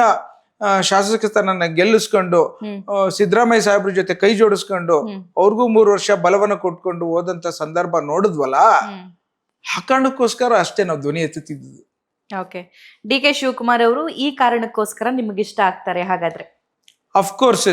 ಒಂದು, ನಾನು ಏನಾದ್ರೂ ರಾಜಕೀಯದಲ್ಲಿ ನಾವೆಲ್ಲ ಪುಟ್ಟ ಹೆಜ್ಜೆಗಳು ಇಟ್ಕೊಂಡು ಹೋಗ್ತಾ ಇದೀವಿ. ಇವತ್ತು ಪ್ರತಿ ಹಂತದಲ್ಲೂ ಅವ್ರನ್ನ ಹತ್ರದಿಂದ ನೋಡೋಂಥ ಭಾಗ್ಯ ನನ್ಗೆ ಸಿಕ್ಕಿದೆ. ಅವರು ತೆಗೆದುಕೊಂಡಂತ ನಿರ್ಧಾರ, ಅವರ ಚಿಂತನೆ, ದೂರದೃಷ್ಟಿ, ಎಲ್ಲದಕ್ಕಿಂತ ಹೆಚ್ಚಿನದಾಗಿ ಅವ್ರ ಶ್ರಮ. ಯಾರ ಚೀಫ್ ಮಿನಿಸ್ಟರ್ ಬೆಳಗ್ಗೆ 8 ಗಂಟೆಯಿಂದ ರಾತ್ರಿ 3 ಗಂಟೆ ತನಕ ಇಡೀ ಭಾರತ ದೇಶದಲ್ಲೇ ವರ್ಕ್ ಮಾಡ್ತಾ ಇದ್ದಾರೆ ಅಂತಂದ್ರೆ ಅದು ಇಟ್ಸ್ ಓನ್ಲಿ ಡಿ.ಕೆ. ಶಿವಕುಮಾರ್ ಸಾಹೇಬ್ರು ಅಂತ ಎದೆ ತಟ್ಕೊಂಡು ಹೇಳ್ತೇವೆ. ಎಷ್ಟು ಗಂಟೆಯಿಂದ ಎಷ್ಟು ಗಂಟೆವರೆಗೂ? ಬೆಳಗ್ಗೆ 8 ಗಂಟೆಯಿಂದ ರಾತ್ರಿ 3 ಗಂಟೆ ತನಕ ಜನಸೇವೆ, ಸರ್ಕಾರದ ನಿರ್ವಹಣಾ ವ್ಯವಸ್ಥೆ ಮತ್ತು ಎಲ್ಲದಕ್ಕಿಂತ ಹೆಚ್ಚು ಪಾರ್ಟಿಯ ಶಕ್ತಿನ ಬೆಳೆಸುವಂತ ಒಂದು ಶ್ರಮ. ಚೀಫ್ ಮಿನಿಸ್ಟರ್ ಆದ್ಮೇಲೆ ಈ ಟೈಮಿಂಗ್ಸ್ ಜಾಸ್ತಿ ಆಗಿದೆ ಅಂತೀರಿ ಹಾಗಾದ್ರೆ? ಅಫ್ಕೋರ್ಸ್. ಅವ್ರು ಮೊದ್ಲಿಂದನೂ ಅವರು ನಿದ್ದೆ ಮಾಡ್ತಿದ್ದೆ ವಿರಳ, ಒಂದು 4 ರಿಂದ 5 ಅವರು. ನಾನು ಯಾಕೆಂದ್ರೆ ಹತ್ತಿರದಿಂದ ಹೇಳ್ತಾ ಇದ್ದೀನಿ, ಅವರು ಎಷ್ಟೊತ್ತು ಎದ್ದಿದ್ರು ಸಹ ತನ್ನ ಪಕ್ಷ, ತನ್ನ ಕಾರ್ಯಕರ್ತರು, ತನ್ನ ಒಂದು ಕರ್ತವ್ಯ, ಈಗ ಮುಖ್ಯಮಂತ್ರಿ ಆದ್ಮೇಲೆ ಇನ್ನು ಹೆಚ್ಚಿನ ರೀತಿ ಜವಾಬ್ದಾರಿ ಇರೋದ್ರಿಂದ ಸರ್ಕಾರಕ್ಕೆ, ರೈತರಿಗೆ, ಕಾರ್ಮಿಕರಿಗೆ, ಮಹಿಳೆಯರಿಗೆ, ಯುವಕರಿಗೆ ಏನಾದ್ರೂ ಒಂದು ಒಂದು ಹೊಸತನ ಕೊಡಬೇಕು ಅಂತೇಳಿ ಇವತ್ತು ಪ್ರತಿ ಹಂತದಲ್ಲೂ ಕಷ್ಟಪಡ್ತಾ ಇದ್ದಾರೆ. ಡಿ.ಕೆ. ಶಿವಕುಮಾರ್ ಅವರು ಅಧಿಕಾರ ವಹಿಸ್ಕೊಂಡು 1.5 ತಿಂಗಳಾಯ್ತು. ಆಕ್ಚುಲಿ ನಾವು 1.5 ತಿಂಗಳಕ್ಕೆ ಇಂಟರ್ವ್ಯೂ ಮಾಡ್ತಾ ಇದ್ದೀವಿ ಸರ್. ಈ 1.5 ತಿಂಗಳಲ್ಲಿ ಸಿದ್ದರಾಮಯ್ಯ ಅವರ ಅಧಿಕಾರವನ್ನ ಹೊರತುಪಡಿಸಿ ಏನೆಲ್ಲ ಹೊಸತನ ಕಾಣ್ತಾ ಇದೀವಿ ನಾವು ಹಾಗಾದ್ರೆ? ಒಂದು, ನಾನು ಸಿದ್ದರಾಮಯ್ಯ ಸಾಹೇಬ್ರು ಸಹ is also good finance minister. Finance ವಿಚಾರದಲ್ಲಿ ಫಿನಾನ್ಸ್ ಯಾವ ರೀತಿ ಮಾಡಬೇಕು ಅನ್ನೋದನ್ನ ನಿರ್ವಹಣಾ ವ್ಯವಸ್ಥೆನ ಹೇಳ್ಕೊಟ್ಟರು ಅವರು. 17 ಬಾರಿ ಫೈನಾನ್ಸಿನ ಬಜೆಟ್ನ ಆಯವ್ಯಯ ಪ್ರೆಸೆಂಟ್ ಮಾಡಿದ್ದಾರೆ. ಇವತ್ತು ಡಿ.ಕೆ. ಶಿವಕುಮಾರ್ ಸಾಹೇಬರು ಸಿದ್ದರಾಮಯ್ಯ ಸಾಹೇಬ್ರಿಗೂ ಒಂದು ರೀತಿಯ ಅವ್ರದೇ ಒಂದು ಸ್ವರೂಪ, ಇವ್ರದೇ ಒಂದು ಸ್ವರೂಪ. ಅವರು ಎಲ್ಲ ರೀತಿಲೂ ಅವರ ಮ್ಯಾನೇಜ್ಮೆಂಟು, ವ್ಯವಸ್ಥೆ, ಚಿಂತನೆ ಒಂದು ಕಡೆ ಇದ್ರೆ, ಇವರು ಡಿ ಕೆ ಶಿವಕುಮಾರ್ ಸಾಹೇಬ್ರದ್ದು ಆಧುನಿಕ ಚಿಂತನೆಗಳನ್ನು ಬಹಳಷ್ಟು ಕಾಣ್ತಾ ಇದ್ದೀನಿ. ಏನು ಅಂತಂದ್ರೆ ಇವತ್ತೊಂದು ದಿನ ಬೆಂಗಳೂರು ನಗರವನ್ನ ಯಾವ ರೀತಿ ಅತಿ ಹೆಚ್ಚಿನ ಒಂದು ಬೆಳವಣಿಗೆನ ಅಭಿವೃದ್ಧಿ ಮಾಡಬೇಕು ಅನ್ನೋ ಚಿಂತನೆನ ಒಂದ್ ಕಡೆ ಆದ್ರೆ, ಹುಡುಗರಿಗೆ ಯಾವ ರೀತಿ ಉದ್ಯೋಗವನ್ನು ಸೃಷ್ಟಿ ಮಾಡಬೇಕು ಅನ್ನೋದನ್ನ ಆಲೋಚನೆ ಇನ್ನೊಂದ್ ಕಡೆ ಆದ್ರೆ, ಮಹಿಳೆಯರಿಗೆ ಕುಟುಂಬದಲ್ಲಿ ನಿರ್ವಹಣಾ ವ್ಯವಸ್ಥೆಗೆ ಸರ್ಕಾರದಿಂದ ಯಾವ ಜವಾಬ್ದಾರಿ ತೆಗೆದುಕೋಬೇಕು ಅನ್ನೋದನ್ನ ಇನ್ನ 100 ದಿನದಲ್ಲಿ ಕೊಡ್ತಾರೆ ಅನ್ನೋದು ಭಾವಿಸ್ಕೊಂಡು ರೈತರ ಬಗ್ಗೆ ಒಂದು ಪಾಲಿಸಿ ತರಬೇಕು ಅಂತ ಹೊರಟಿದ್ದಾರೆ. ಅದ್ರ ಜೊತೆ ನಮ್ಗೆಲ್ಲ ಹೇಳ್ತಾ ಇದ್ದಾರೆ, ನೀವೆಲ್ಲ ಡಾಕ್ಟರ್ ಆಗಿದ್ದೀರಿ, ಒಂದು ಹೆಲ್ತ್ ಪಾಲಿಸಿ ಒಳ್ಳೇದನ್ನ ತರಲಿಕ್ಕೆ ನಾವೆಲ್ಲ ಶ್ರಮ ಹಾಕ್ಬೇಕು ಅಂತ ನಮ್ಗೆಲ್ಲ ಮೊನ್ನೆ ತಾನೇ ಹೇಳಿದ್ದಂತ ಮಾತು. 100 ದಿನದಲ್ಲಿ ಒಂದು ಹೊಸ ಸ್ವರೂಪವನ್ನ ಕೊಡ್ತಾರೆ ಅಂತ ಹೇಳಬಲ್ಲೆ ನಾನು. ಓಕೆ, ನೀವು ಬ್ಯಾಂಗ್ಳೂರ್ ಡೆವಲಪ್ಮೆಂಟ್ ಅಂದ್ರೆ ಹಾಗಾದ್ರೆ GB ಎಲೆಕ್ಷನ್ಸ್ ಆಗುತ್ತಾ ಅಂತ? ಅಫ್ಕೋರ್ಸ್ ಮಾಡ್ತೀವಿ. ಆಗಸ್ಟ್ ಒಳಗಡೆ ಆಗುತ್ತಾ? ನನಗೆ ಇಂಥ ಟೈಮು ಅಂತ ಹೇಳಲಿಕ್ಕಿಲ್ಲ. ಅದನ್ನ ಎಲ್ಲಾನು ಏನೇನೋ ನಿಮ್ಗೆ ಗೊತ್ತಿದೆ. ಅದು ಕೆಲವು ಏನು ರಿಸರ್ವೇಶನ್ ವಿಚಾರ, ಸುಪ್ರೀಂ ಕೋರ್ಟ್ ತೀರ್ಪಿದೆ ಸರ್, ಸುಪ್ರೀಂ ಕೋರ್ಟ್ ತೀರ್ಪು ಇದೆ. ಅದ್ರ ಪ್ರಕಾರ ಸರ್ಕಾರದವರು ತೀರ್ಮಾನ ರೆಡಿ, ಸರ್ಕಾರದವ್ರು ರೆಡಿ ಇದ್ದಾರೆ. ಅದು ಆದಂತ ಕೆಲವು ವ್ಯತ್ಯಾಸಗಳು, ಗೊಂದಲಗಳನ್ನು ನಿವಾರಣೆ ಮಾಡ್ಕೊಂಡು ಬೆಂಗಳೂರಿನ ಜನ ಮಾತಾಡ್ಕೊಳ್ತಿದ್ದಾರೆ. ಸುಪ್ರೀಂ ಕೋರ್ಟ್ ತೀರ್ಪಾಗಿರೋದ್ರಿಂದ DK ಶಿವಕುಮಾರ್ CM ಆದ್ಮೇಲೆ ಕೆಲಸ ಮಾಡಿಸ್ಬೇಕು ಅಂತ ಅನ್ಕೊಂಡಿದ್ರು, ಹಂಗಾಗಿ ಆಗ್ತಾ ಇದೆ. ಇಷ್ಟು ವರ್ಷ ಆಗ್ಲಿಲ್ಲ ಕೆಲಸ, ಬೆಂಗಳೂರಿನ ಕೆಲಸ. ಇಷ್ಟು ವರ್ಷ ಅವ್ರಿಗೆ ಟಾರ್ ರೋಡ್ ನೆನಪಾಗ್ಲಿಲ್ವಾ, ರೋಡ್ ಸರಿ ಮಾಡೋದ್ ನೆನಪಾಗ್ಲಿಲ್ವಾ, ಇವಾಗ ಯಾಕೆ ಅಂತ ಏನಂತೀರಿ? DK ಶಿವಕುಮಾರ್ ಸಾಹೇಬರು ಯಾವಾಗ ಬ್ಯಾಂಗ್ಳೂರ್ ಡೆವಲಪ್ಮೆಂಟ್ ಇನ್ಚಾರ್ಜ್ ತಗೊಂಡ್ರು, ಅವತ್ತಿನ ದಿನದಿಂದನೂ ಬಹಳಷ್ಟು ಪ್ರಾಜೆಕ್ಟ್ಗಳನ್ನ ತಂದು ಇವತ್ತಿನ ದಿನ ಟೆಂಡರ್ ಹಂತಕ್ಕೆ ತಂದು ಬಿಟ್ಟಿದ್ದಾರೆ. ನಿಮ್ಗೆ ಗೊತ್ತಿದ್ದಂತೆ ಸುಮಾರು 6,000 ಕೋಟಿ ರೂಪಾಯಿ ಡಾಂಬರೀಕರಣಕ್ಕೆ ವಿಯೋಗ ಮಾಡಿದ್ರು. ಇವತ್ತಿನ ದಿನ ಪಾಟೋಲ್ಸ್ಗಳು ಒಂದು ಇಲ್ಲದಂಗೆ ನಿಲ್ಲಿಸ್ಬೇಕು ಅಂತ ಹೊರಟಿದ್ದಂಥದ್ದು. ಇವತ್ತು ನಿಮಗೆ ಒಂದು ಉದಾಹರಣೆ ಹೇಳ್ತೇನೆ. ಹಿಂದೆ DK ಶಿವಕುಮಾರ್ ಸಾಹೇಬ್ರು ಹಲವಾರು ಪ್ರಾಜೆಕ್ಟ್ಸ್ಗಳಲ್ಲಿ ಏಷ್ಯಾದಲ್ಲೇ ಬಿಗ್ಗೆಸ್ಟ್ ಸೋಲಾರ್ ಪಾರ್ಕ್ ಮಾಡಿರೋದು ಒಂದು ಹಿಸ್ಟ್ರಿ ಇದೆ. ನಾನು ಎಲ್ಲಾ ಕಡೆ ಹೇಳ್ತಾ ಇರ್ತೀನಿ ಅದನ್ನ. ಇವತ್ತು DK ಶಿವಕುಮಾರ್ ಸಾಹೇಬ್ರು ಯಾರು ಯೋಚನೆ ಮಾಡ್ತಾ ಇಲ್ಲ. ಸೊ ಟನಲ್ ರೋಡ್ಗಳನ್ನ ಅಟ್ಲೀಸ್ಟ್ ಇವತ್ತೇನು ಸರ್ಫೇಸ್ ರೋಡ್ಸ್ಗಳಿದೆ, let us go under surface ರೋಡ್ಸ್ಗಳು ಮಾಡ್ಕೊಂಡು ನಾವು ಫ್ರೀ ಆಫ್ ಕಂಜೆಷನ್ ಮಾಡೋಣ ಅಂತ ಹೇಳ್ತಾರೆ. ಏನಾದ್ರೂ ಇಡೀ ಪ್ರಪಂಚದಲ್ಲಿ ಒಬ್ಬ ಮನುಷ್ಯಂಗೆ ಒಂದು ಗಾಡಿ ಇದೆ ಅಂತ ಅಂದ್ರೆ ಅದು ಬೆಂಗಳೂರಲ್ಲಿ. ಇವತ್ತು 1.5 ಕೋಟಿ ವೆಹಿಕಲ್ಸ್ ಗಳಿದೆ. ಅದನ್ನ ಹ್ಯಾಂಡಲ್ ಮಾಡ್ಬೇಕಾದ್ರೆ ಏನ್ ಸಾಮಾನ್ಯದ ಮಾತಾ? ಅದೇ ರೀತಿ ಜನರು ಸಹ ಇವತ್ತು ಪ್ರತಿಯೊಂದು ಕಡೆನೂ ಅವ್ರದೇ ಆದಂತ ಬೆಳವಣಿಗೆ ಮಾಡ್ಕೊಂಡು ಎಲ್ಲೋ ಒಂದ್ ಕಡೆ ಫುಟ್ಪಾತ್ ಎಂಕ್ರೋಚ್ ಮಾಡ್ತಾ ಇದ್ದಾರೆ. ಕೆಲವು ಇವತ್ತು ವಿರೋಧ ಪಕ್ಷದವರು ಯಾವ ರೀತಿ ಅಡಚಣೆ ಮಾಡ್ಬೇಕು ಅಂತ ಹೇಳಿ ಸ್ಟೀಲ್ ಬ್ರಿಡ್ಜ್ ಮಾಡ್ಬೇಕು ಅಂತ ಸರ್ಕಾರ ಹೊರಟಾಗ ಸ್ಟಾಪ್ ಮಾಡಿದ್ರು. ಈಗ ಅದು ಅವಶ್ಯಕತೆ ಏನಿದೆ ಅಂತ ಹೇಳಿ ಇವತ್ತು BJP MP ಗಳು ಹೇಳ್ತಾ ಇದ್ದಾರೆ ಸ್ಟೀಲ್ ಬ್ರಿಡ್ಜ್ ಮಾಡ್ಬೇಕಾಯ್ತು ಅಂತ ಪ್ರೈವೇಟ್ ಆಗಿ. ಹಂಗೆ ಇವತ್ತು ಟನಲ್ ರೋಡ್ ಅನ್ನ ಸುಮಾರು 18 ಕಿಲೋಮೀಟರ್ ಏನು 20 ಸಾವಿರದ ಕೋಟಿ ರೂಪಾಯಿದು ಮಾಡ್ಬೇಕು ಅಂತ ಹೊರಟಿದ್ದಾರೆ. ಈ ವಿರೋಧ ಮಾಡ್ತಾ ಇದ್ದಾರೆ. ಇನ್ನು ಅದನ್ನ ಮಾಡೇ ತೀರ್ತಾರೆ ನಮ್ಮ ಮುಖ್ಯಮಂತ್ರಿಗಳು. ಅದನ್ನ ಇನ್ನು 5 ವರ್ಷದಲ್ಲಿ ನಿಮ್ಮ ಆದಿಯಾಗಿ ಎಲ್ಲಾ ಪಕ್ಷದವರು ಈ ತರ ಬೆಳವಣಿಗೆ ಬೆಂಗಳೂರಲ್ಲಿ ತೋರಿಸಿದ್ರಲ್ಲ DK ಶಿವಕುಮಾರ್ ಸಾಹೇಬ್ರು ಅಂತ ಹೇಳಿ, ಯಾವ ರೀತಿ SM ಕೃಷ್ಣ ಅವ್ರನ್ನ ಸಿಲಿಕಾನ್ ಚೀಫ್ ಮಿನಿಸ್ಟರ್ ಅಂದ್ರು, ಅದೇ ರೀತಿ ಇವತ್ತಿನ ನಮ್ಮ modern city architect DK Shivakumar ಅಂತ ವರ್ಡ್ ಬರ್ಲಿಲ್ಲ ಅಂದ್ರೆ ನಾನು ಮುಂದಿನ ದಿನ ರಾಜಕೀಯ ಬಿಡ್ತೀನಿ. ಹೌದಾ? ಅಫ್ಕೋರ್ಸ್. ಯಾಕೆಂದ್ರೆ ನಾನು ಹತ್ರದಿಂದ ನೋಡ್ತಾ ಇದ್ದೀನಿ. ಅವರ ಚಿಂತನೆ ನನ್ಗೆ ಗೊತ್ತಿದೆ. ಅವ್ರು ಯಾವ ರೀತಿ ಹಿಡಿದು ಕೆಲಸ ಮಾಡೋದು ಗೊತ್ತಿದೆ. ಇವತ್ತಿನ ದಿನ ಬೆಂಗಳೂರು ಜನರಿಗೆ ಒಂದು ಮಾತನ್ನ ಹೇಳಿಕ್ಕೆ ಇಚ್ಛೆ ಪಡ್ತೇನೆ. ನೀವು ನಿಶ್ಚಿಂತೆ ಆಗಿರಿ, ಬಹಳ ತಾಳ್ಮೇಲಿರಿ. ಸದ್ಯದಲ್ಲೇ ನಿಮಗೆ ಒಳ್ಳೆ ಪ್ರಾಜೆಕ್ಟ್ ಕೊಟ್ಟು ಅದನ್ನ ಕೆಲಸ ಮಾಡೇ ತೀರ್ತಾರೆ ನಮ್ಮ ನಾಯಕರಾದಂತ DK ಶಿವಕುಮಾರ್ ಸಾಹೇಬ್ರು ಅಂತ ನಿಮ್ಮ ಮೂಲಕ ನಾನು ಎಲ್ಲರಿಗೂ ಹೇಳಲಿಕ್ಕೆ ಇಚ್ಛೆ ಪಡ್ತೇನೆ. ಓಕೆ, ಸೊ ಈ ಬೆಂಗಳೂರಿನ ಬಗ್ಗೆ ಮಾತಾಡಿದ್ರಿ. ನಾನು ಮತ್ತೊಂದು ವಿಚಾರ ಕೇಳಬೇಕು, ಬಟ್ ಟನಲ್ ಕ್ವಶನ್ ಕೇಳ್ಬಿಡ್ತೀನಿ ಸರ್. ಟನಲ್ ಹೋಲ್ಡ್ ಮಾಡುವಷ್ಟು ಕೆಪಾಸಿಟಿ ನಮ್ಮ ಬೆಂಗಳೂರಿನ ಭೂಮಿಗಿದೆಯಾ? ಟೆಕ್ನಿಕಲ್ ಡೀಟೇಲ್ಸ್ಗಳು ನಾನು let me make it scientific. Let me explain to you one simple example. See, science is so much advanced. Whoever are questioning about the soil, erosions, see, I think they are still way behind the modern science. See, ಇವತ್ತು ದಿನ BJP ಅವರು ಹೋಗ್ಬಿಟ್ಟು ಹಿಮಾಲಯ ಪರ್ವತದಲ್ಲಿ ನಾನು tunnel ಮಾಡ್ತೀನಿ ಅಂತ ಹೋದಂತ ಸಂದರ್ಭದಲ್ಲಿ, ಅಂತ ಹಿಮಾಲಯ ಅರ್ಥಕ್ವೇಕ್ ಆಗೋ ಸಂದರ್ಭದಲ್ಲಿ ಮಾಡಕ್ ಅವಕಾಶ ಇದ್ದಾಗ, ಸ್ವಿಟ್ಜರ್ಲ್ಯಾಂಡ್ ಅಲ್ಲಿ ಮತ್ತು ಸ್ವೀಡನ್ ಅಲ್ಲಿ ಮತ್ತು ಸಿಂಗಾಪುರ್ ಅಲ್ಲಿ ಟನಲ್ಗಳು ಮಾಡ್ಲಿಕ್ಕೆ ಕಷ್ಟ ಇದ್ದಂಥದನ್ನ modern science has made it ಅಂದಾಗ, why can't you do it in Bangalore? I assure you that as a science student, whatever ಕಮ್ಮಿ ನೀವು ಸಾಯಿಲ್ ಲೂಸ್ ಇದೆ, ಎರೋಷನ್ ಇದೆ, ಅವನ್ನೆಲ್ಲ ರೆಕ್ಟಿಫೈ ಮಾಡೋಷ್ಟು ವಿಜ್ಞಾನ ಬೆಳೆದಿದೆ. ದಯವಿಟ್ಟು ಇದನ್ನ ಅರ್ಥ ಮಾಡ್ಕೊಳ್ಳಿ. ನೀವು ವಿರೋಧ ಮಾಡ್ಲಿಕ್ಕೋಸ್ಕರ ನಾನಾ ತರ ವಿಚಾರಗಳನ್ನ ತಂದು ಅಡಚಣೆ ಮಾಡೋದು ಬಿಜೆಪಿಯವರು JDS ಅವ್ರು ಬಿಟ್ರೆ, ನೀವು ಈ ಚಿಂತನೆಯನ್ನ ಹೊರಗಡೆ ಬಂದು ಇದನ್ನ ನಾವು ಮಾಡ್ಲಿಕ್ಕೆ ಅವಕಾಶ ಮಾಡೋಂಥದಕ್ಕೆ ಸಹಕಾರ ಕೊಟ್ರೆ, ಬೆಂಗಳೂರು ವಿನೂತನವಾಗಿ ಒಂದು ಹೊಸ ಬೆಂಗಳೂರಾಗಿ ಮಾರ್ಪಾಡಾಗುತ್ತೆ ಅನ್ನೋದಕ್ಕೋಸ್ಕರ ನಾನು ನಿಮ್ಮಲ್ಲಿ ಕೇಳಬಲ್ಲೆ. ಓಕೆ, 5 ವರ್ಷದಲ್ಲಿ ಬೆಂಗಳೂರಿಗೆ ಹೊಸ ಟಚ್ ಕೊಡಲಿದ್ದಾರೆ DK ಶಿವಕುಮಾರ್. ಅದಾಗದೇ ಇದ್ರೆ ನಾನು ರಾಜೀನಾಮೆ ಕೊಡ್ತೀನಿ ಅಂತ ಇಷ್ಟು ಕಾನ್ಫಿಡೆಂಟ್ಲಿ ಹೇಳಿದ್ರಿ ಸರ್. ಉತ್ತರ ಕರ್ನಾಟಕ ಭಾಗದವಳಾಗಿ ನಾನು ಒಂದು ಕ್ವೆಶನ್ ಕೇಳ್ತೀನಿ ಸರ್. ಇಷ್ಟೇ ಧೈರ್ಯದಿಂದ, ಇಷ್ಟೇ ಕಾನ್ಫಿಡೆಂಟ್ ಆಗಿ ನಮ್ಮವ್ರಿಗೆ ಯಾಕೆ ಸರ್ ಯಾರು ಪ್ರಾಮಿಸ್ ಮಾಡಲ್ಲ? ಏನ್ ಮಾಡಿದೀವಿ ನಾವು? ನಾನು ಅದಕ್ಕೊಂದು ಮಾತು ಹೇಳ್ತೇನೆ. C, every region has to be supported by the government. ನೀವು ಯಾವುದು ಕೆಲವು ಅಂಡರ್ ಪರ್ಫಾರ್ಮೆನ್ಸ್ ಇರುತ್ತೆ, ಕೆಲವು ಓವರ್ ಪರ್ಫಾರ್ಮೆನ್ಸ್ ಇರುತ್ತೆ. ಇವತ್ತು ಬೆಂಗಳೂರು ಇಟ್ಸ್ ಜಾಗತಿಕ ಒಂದು ನಗರ. ಅದು ಇಡೀ ಯೂನಿವರ್ಸ್ ಇಸ್ ಸೀಯಿಂಗ್ ದಟ್. ಅದನ್ನ ಬೆಳೆದಿರೋದಕ್ಕೆ 10% ಪುಷ್ಟಿ ಕೊಟ್ರೆ ಅದು 90% ವೇಗವಾಗಿ ಹೊರಟೋಗುತ್ತೆ. ಅದೇ ಈಗ ಹೊರಗಡೆ ಪೆರಿಫೆರಿಯಲ್ಲಿ ಇರೋಂಥ ಕರ್ನಾಟಕದಲ್ಲಿ ಅದಕ್ಕೆ 90% ಕೊಟ್ಟು ಪುಷ್ ಒಂದು 10% 20% ವೇಗ ಹಿಡಿಯುತ್ತೆ. ಹಾಗಂತ ನಾವು ನೆಗ್ಲೆಕ್ಟ್ ಮಾಡೋಂಗಿಲ್ಲ. ನಾವು ಬೆಂಗಳೂರನ್ನು ಒಂದು ಕಣ್ಣಲ್ಲಿ ಇಟ್ಕೊಂಡು ಬೆಳೆಸ್ಕೊಂಡು ಹೋದಂಗೆ ಈ ರೀತಿ ನೀವು ಉತ್ತರ ಕರ್ನಾಟಕ ಆಗ್ಲಿ, ಕಲ್ಯಾಣ ಕರ್ನಾಟಕ ಆಗ್ಲಿ, ಇನ್ನಿತರ ಕರ್ನಾಟಕದ ಗಡಿ ಭಾಗಗಳನ್ನು ಬೆಳೆಸುವಂತ ಜವಾಬ್ದಾರಿ ನಮ್ಮ ಕೈಲಿದೆ 100%. ಅದನ್ನು DK ಶಿವಕುಮಾರ್ ಸಾಹೇಬ್ರು ಮುಖ್ಯಮಂತ್ರಿಯಾಗಿ ನಿಮಗೆ ಸಮಾಧಾನಕರವಾದಂತ ಅಭಿವೃದ್ಧಿನ 2 ವರ್ಷದಲ್ಲಿ ತೋರಿಸ್ತಾರೆ ಅನ್ನೋದನ್ನ ಹೇಳಬಲ್ಲೆ ನಾನು. ಅದೊಂದು ಮಾಡ್ಬಿಡಿ ಸರ್, ನೀವು ಇದ್ದಲ್ಲಿ ಬಂದು ಜನ ನಿಮ್ಗೆ ಥ್ಯಾಂಕ್ಸ್ ಹೇಳಿ ಹೋಗ್ತಾರೆ. ಅಫ್ಕೋರ್ಸ್ ನಿಮ್ ಥ್ಯಾಂಕ್ಸ್ಗೆ ವೆಯ್ಟ್ ಮಾಡ್ತೀರ.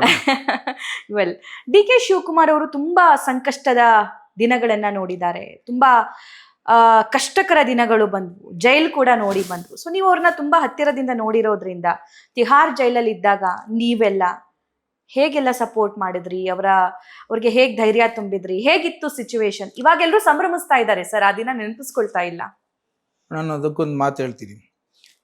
ಇದು ಒಬ್ಬ ಮನುಷ್ಯನ ವ್ಯಕ್ತಿತ್ವನ ನೀವು ಅಳತೆ ಮಾಡಬೇಕು ಅಂದ್ರೆ ಕಷ್ಟದ ಸಮಯದಲ್ಲಿ ನೋಡೋ ಅಂಥದ್ದಾಗಬೇಕು. DK ಶಿವಕುಮಾರ್ ಸಾಹೇಬರು ಅರೆಸ್ಟ್ ಮಾಡ್ತಾರೆ ಅಂತ ನಾವೆಲ್ಲ ಇದ್ದಾಗ ಒಂದು 5-6 ಜನ ಮಾತ್ರ ಇದ್ದು, ಅವಾಗ ನಾವೆಲ್ಲ ಕಣ್ಣೀರಲ್ಲಿ ಆಗ್ತಿದ್ವು. ಅವರು ಧೈರ್ಯವಾಗಿ, ನಾನು ರಾಜಕೀಯಕ್ಕೆ ಹೆಜ್ಜೆ ಇಟ್ಟಂತ ಸಂದರ್ಭದಲ್ಲಿ ಇದೆಲ್ಲ ಎದುರಿಸುತ್ತೀನಿ, ಇದೆಲ್ಲ ನನಗೆ ಆಗುತ್ತೆ, ಈ ರೀತಿಯ ನನ್ನ ಗುಣಕ್ಕೆ ತಕ್ಕಂತೆ ವಿರೋಧಗಳನ್ನು ಬಂದಂತ ಸಂದರ್ಭದಲ್ಲಿ ಈ ಸಂದರ್ಭಗಳು ಆಗುತ್ತೆ, ಇದನ್ನ ಫೇಸ್ ಮಾಡೋಷ್ಟು ನನ್ನ ಕೈಲಿದೆ, ನೀವೆಲ್ಲ ಧೈರ್ಯವಾಗಿ ಇರ್ಬೇಕು ಅಂತ ಹೇಳಿದಂತ ಮಾತು ಒಂದ್ ಕಡೆ ಆದ್ರೆ, ಅವ್ರು ಒಳಗಡೆ ಇದ್ದಾಗ್ಲೂ ಭೇಟಿ ಮಾಡಿದಾಗ ಒಂದು ದಿವಸ ಎದೆಗುಂದ್ಲಿಲ್ಲ. ಅವ್ರನ್ನ ನೋಡಿ ನಾವು ಶಕ್ತಿ ತಗೋತಾ ಇದೀವಿ ಹೊರ್ತು ನಮ್ಮಿಂದ ಅವ್ರ ಶಕ್ತಿ ತಗೋತಿರ್ಲಿಲ್ಲ. ಒಂದ್ ಮಾತು ಹೇಳೋರು, ಇವತ್ತಿನ ದಿನ ಬಿಜೆಪಿಯವರು ನನ್ನನ್ನ ಕಟ್ಟಾಕಿ ನಮ್ಮ ಪಕ್ಷಕ್ಕೆ ಎಲ್ಲಾ ರೀತಿಯಲ್ಲೂ ತೊಂದರೆ ಕೊಡ್ಬೇಕು ಅಂತ ಹೊರಡಿದ್ದಾರೆ. ನೀವ್ಯಾರು ಚಿಂತೆ ಮಾಡ್ಬಿಡಿ, ನಾನು ಬಂದೇ ಬರ್ತೇನೆ ಆಚೆ, ಯಾವುದೇ ಕಾರಣಕ್ಕೂ ಕಾನೂನನ್ನು ನಾನು ಎಲ್ಲೂ ಉಲ್ಲಂಘನೆ ಮಾಡಿಲ್ಲ, ಇದಕ್ಕೆ ತಯಾರಾಗಿ ಅಂತ ನೀವೆಲ್ಲ ಪಕ್ಷವನ್ನ ಕಾರ್ಯಕರ್ತರಿಗೆ ಉರಿದುಂಬಿಸಿ ಅವ್ರು ಯಾವುದೇ ಕಾರಣಕ್ಕೂ ಡಿಪ್ರೆಷನ್ಗೆ ಹೋಗ್ಬಾರ್ದು, ಎಲ್ಲೇ ಆಗ್ಲೂ ಎಲ್ಲಾ ಜನಕ್ಕೂ ನೀವು ಧೈರ್ಯವನ್ನು ಹೇಳ್ಬೇಕು ಅಂತ ಅವ್ರು ಕೊಟ್ಟಿರೋಂಥ ಮೆಸೇಜ್ನ ನಾನು ಬಂದು ಹೇಳ್ತಿದ್ದೆ ನಾನು. ಸೊ ಹಾಗಾಗಿ ಅವರು ಕರಾಳ ದಿನಗಳು ಅಂತ ನಾವೇನು ಅನ್ಕೊಂಡಿದ್ದಾಗ ಆಗ್ಲೂ ಸಹ ಬಹಳಷ್ಟು ಧೈರ್ಯವಾಗಿ ನಮ್ಗೆಲ್ಲ ಶಕ್ತಿ ತುಂಬ್ತಿದ್ರು. ಸೊ ಹಾಗಾಗಿ ಅದೊಂದು ನನ್ನ ಒಂದು ಲೈಫಲ್ಲಿ ಆ ಸಂದರ್ಭಗಳಲ್ಲಿ ಯಾವ ರೀತಿ ಒಬ್ಬ ಗಟ್ಟಿಯಾದಂತ ಮನುಷ್ಯನ ಒಂದು ವ್ಯವಸ್ಥೆ ಹೇಗಿರುತ್ತೆ ಅನ್ನೋದನ್ನ ನಾನು ನೋಡಿದೆ. ನಾನು ಮರೆಯಕ್ಕಾಗದೇ ಇರುವಂತಹ ಸಿಚುವೇಶನ್ ಯಾವ್ದಾದ್ರು ಹಂಚ್ಕೋಬಹುದಾ? ಅವ್ರ ಜೈಲಲ್ಲಿ ಇದ್ದಾಗ ಆಗಿದ್ದು ಅಥವಾ ಅವ್ರ ಪ್ರತಿಜ್ಞೆ ಮಾಡಿದ್ದಾಗ? ಒಂದು ನಾನು ಮೊನ್ನೆ ಟಿವಿಲಿ ಯಾವ್ದಲ್ಲ ಹೇಳ್ತಿದ್ದೆ, ಆಸ್ಪತ್ರೆಯಲ್ಲಿ ಇದ್ರು, ಆಸ್ಪತ್ರೆಯಲ್ಲಿ ಹುಷಾರಿಲ್ಲದೆ ಇಂಥ ಸಂದರ್ಭ ಡೆಲ್ಲಿಲಿ ಅವರು ಬಿಜೆಪಿಯವರು ಹೇಗಾದ್ರೂ ಮಾಡಿ ತೊಂದರೆ ಕೊಡ್ಬೇಕು ಇವ್ರಿಗೆ ಅಂತ ಅರೆಸ್ಟ್ ಮಾಡಕ್ ಡಿಸೈಡ್ ಮಾಡಿದ್ರು. ಆ ಸಂದರ್ಭದಲ್ಲಿ ಬೆಳಗ್ಗೆ ಹೋಗುವಂತ ಸಂದರ್ಭ ಅದೊಂದು ಕರಾಳ ಒಂದು ಕ್ಷಣ ಅಂತ ಹೇಳಬಲ್ಲೆ. ಬಹಳಷ್ಟು ಕಠಿಣವಾಗಿತ್ತು. ನಾನು ಒಬ್ನೇ ಇದ್ದೆ ಆಗ. ನನ್ನ ಜೀವನದ ಒಂದು ಲೋ ಪಾಯಿಂಟ್ ಅಂತ ಹೇಳ್ಬೋದು. ಅದು ಬಹಳಷ್ಟು ನನ್ನ ಕಣ್ಣಲ್ಲಿ ಇನ್ನೂ ಕಟ್ಟಿದೆ. ಸೊ ಹಾಗಾಗಿ ಅದನ್ನೆಲ್ಲ ಜಯಿಸ್ಕೊಂಡ್ಬಂದು ಇವತ್ತಿನ ದಿನ ಪಕ್ಷಕ್ಕೆ ಬಲವನ್ನ ಕೊಟ್ಕೊಂಡು, ಕಾರ್ಯಕರ್ತರಿಗೆ ಎಲ್ಲ ರೀತಿಯ ಉರಿದುಂಬಿಸ್ಕೊಂಡು, ಇವತ್ತು ಇನ್ನು ಯಾವ ರೀತಿ ನಾವು ಪಕ್ಷವನ್ನ ಉಪಯೋಗಿಸ್ಕೊಂಡು ಸರ್ಕಾರವನ್ನ ಒಂದು ವಿಶೇಷವಾದಂತ ವ್ಯವಸ್ಥೆಯಲ್ಲಿ ನಿರ್ವಹಣೆ ಮಾಡ್ಬೋದು ಅಂತ ತೋರಿಸ್ಕೊಡ್ತಾವ್ರಲ್ಲ. ಸೊ ಅದಕ್ಕೇನೆ ಬಹಳಷ್ಟು ಈ ತರ ವ್ಯಕ್ತಿತ್ವ ಇರೋದು ವಿರಳ.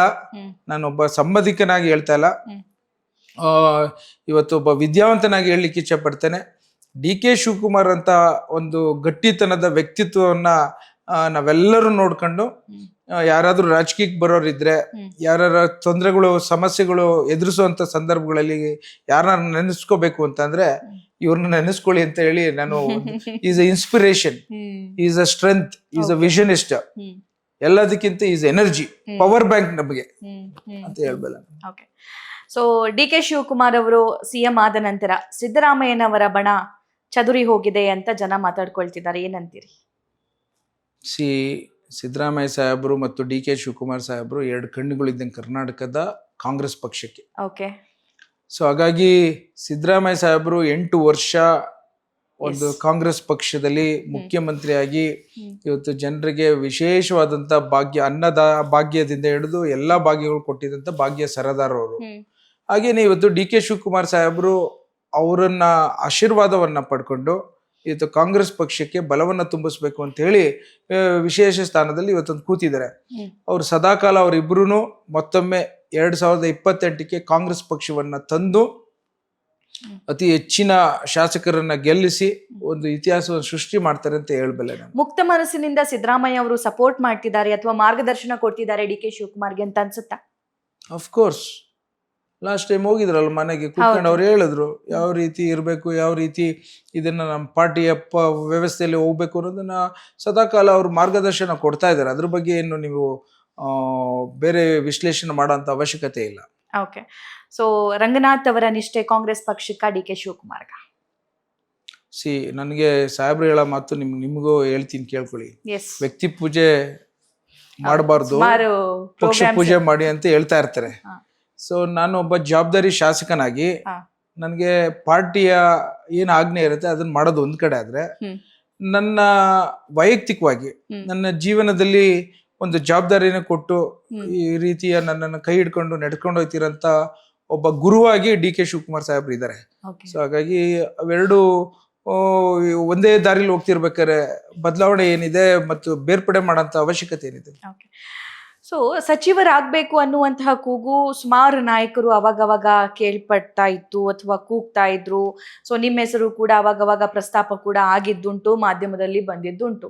ಆದ್ರೆ ಡಿ ಕೆ ಶಿವಕುಮಾರ್ ಅವರು ಸಿಎಂ ಆದ ನಂತರ ಡಿ ಕೆ ಶಿವಕುಮಾರ್ ಅವರ ಬೆಂಬಲಿಗ ನಾಯಕರಲ್ಲಿ ಅಥವಾ ಶಾಸಕರಲ್ಲಿ ಯಾರೆಲ್ಲ ಕಾಣಿಸ್ಕೊಳ್ತಿದ್ರು ಅವರು ಸಚಿವ ಸ್ಥಾನದ ಬಗ್ಗೆ ಏನು ಮಾತಾಡ್ತಾ ಇಲ್ಲ, ಯಾಕೆ?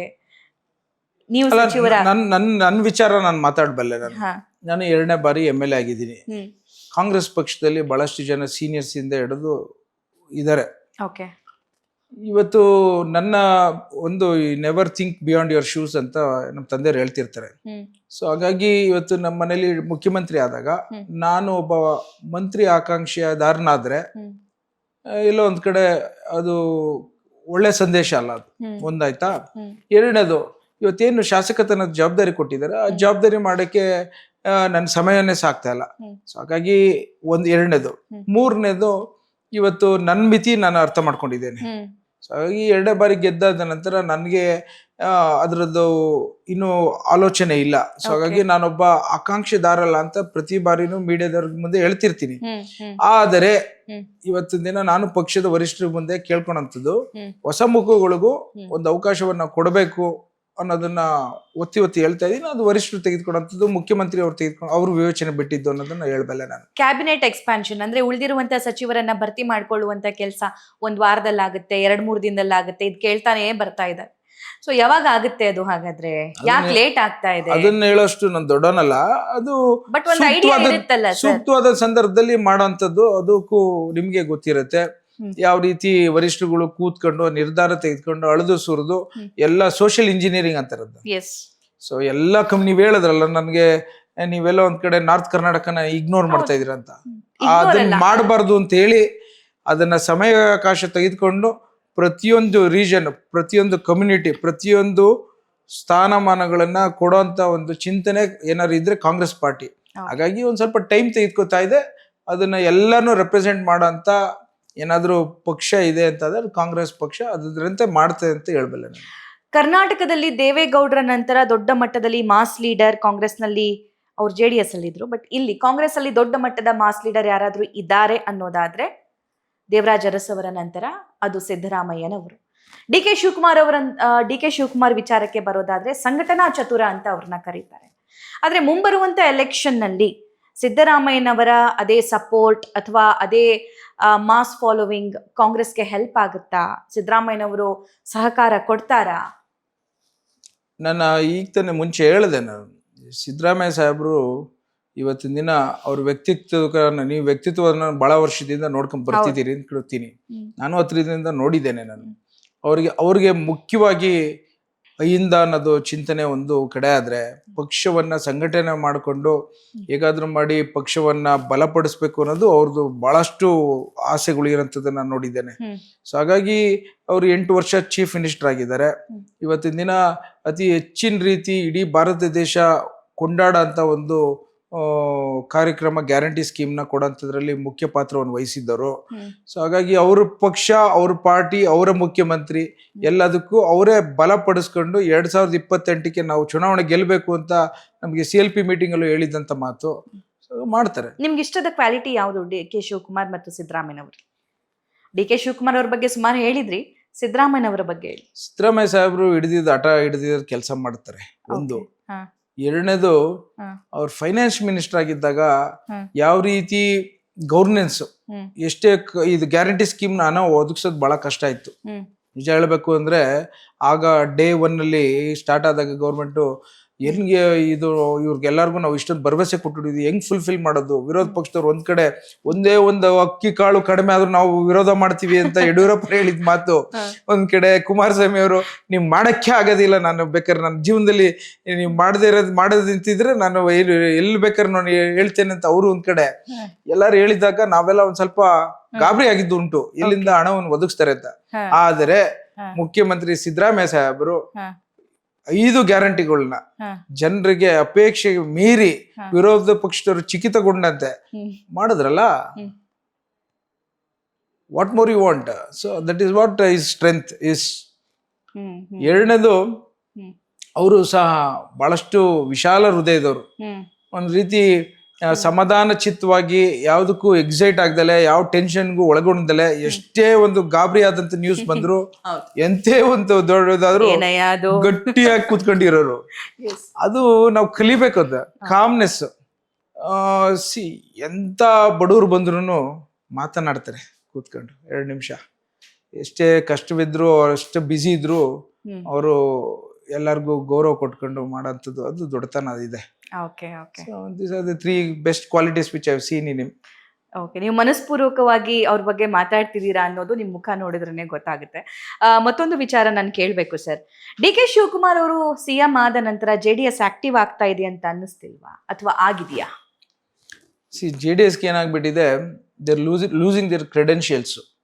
ಅವ್ರು ಏನ್ ಮಾತು ಕೊಟ್ಟಿದ್ರು, ಯಾವ ರೀತಿ ಅವರು ಚುನಾವಣೆ ಮುನ್ನ ಬಂದು ಜನಕ್ಕೆ ನಾವು JDS ನಾವೇ ಒಂದು ಸೆಪರೇಟ್ ಎಂಟಿಟಿ, ನಮ್ದೇ ಸಿದ್ಧಾಂತ ಬೇರೆ, ಯಾವುದೇ ಕಾರಣಕ್ಕೂ ನಾವು ಕಾಂಪ್ರಮೈಸ್ ಆಗಲ್ಲ ಅಂತ ಹೇಳ್ತಿದ್ದ ಮಾತು ಬರ್ತಾ ಬರ್ತಾ ಬರ್ತಾ ಅಧಿಕಾರಕ್ಕೆ ಎಲ್ಲೋ ಒಂದ್ ಕಡೆ BJP ಜೊತೆ ವಿಲೀನಗೊಂಡು, ಅವರು ಹಿಂದೆ ದೇವೇಗೌಡರು ಹೇಳಿದಂತ ಮಾತು, ನಾವು ಹುಟ್ಟಿದ್ರೆ ಮುಸಲ್ಮಾನ್ ಆಗಿ ಹುಟ್ಟಬೇಕು ಅಂತ.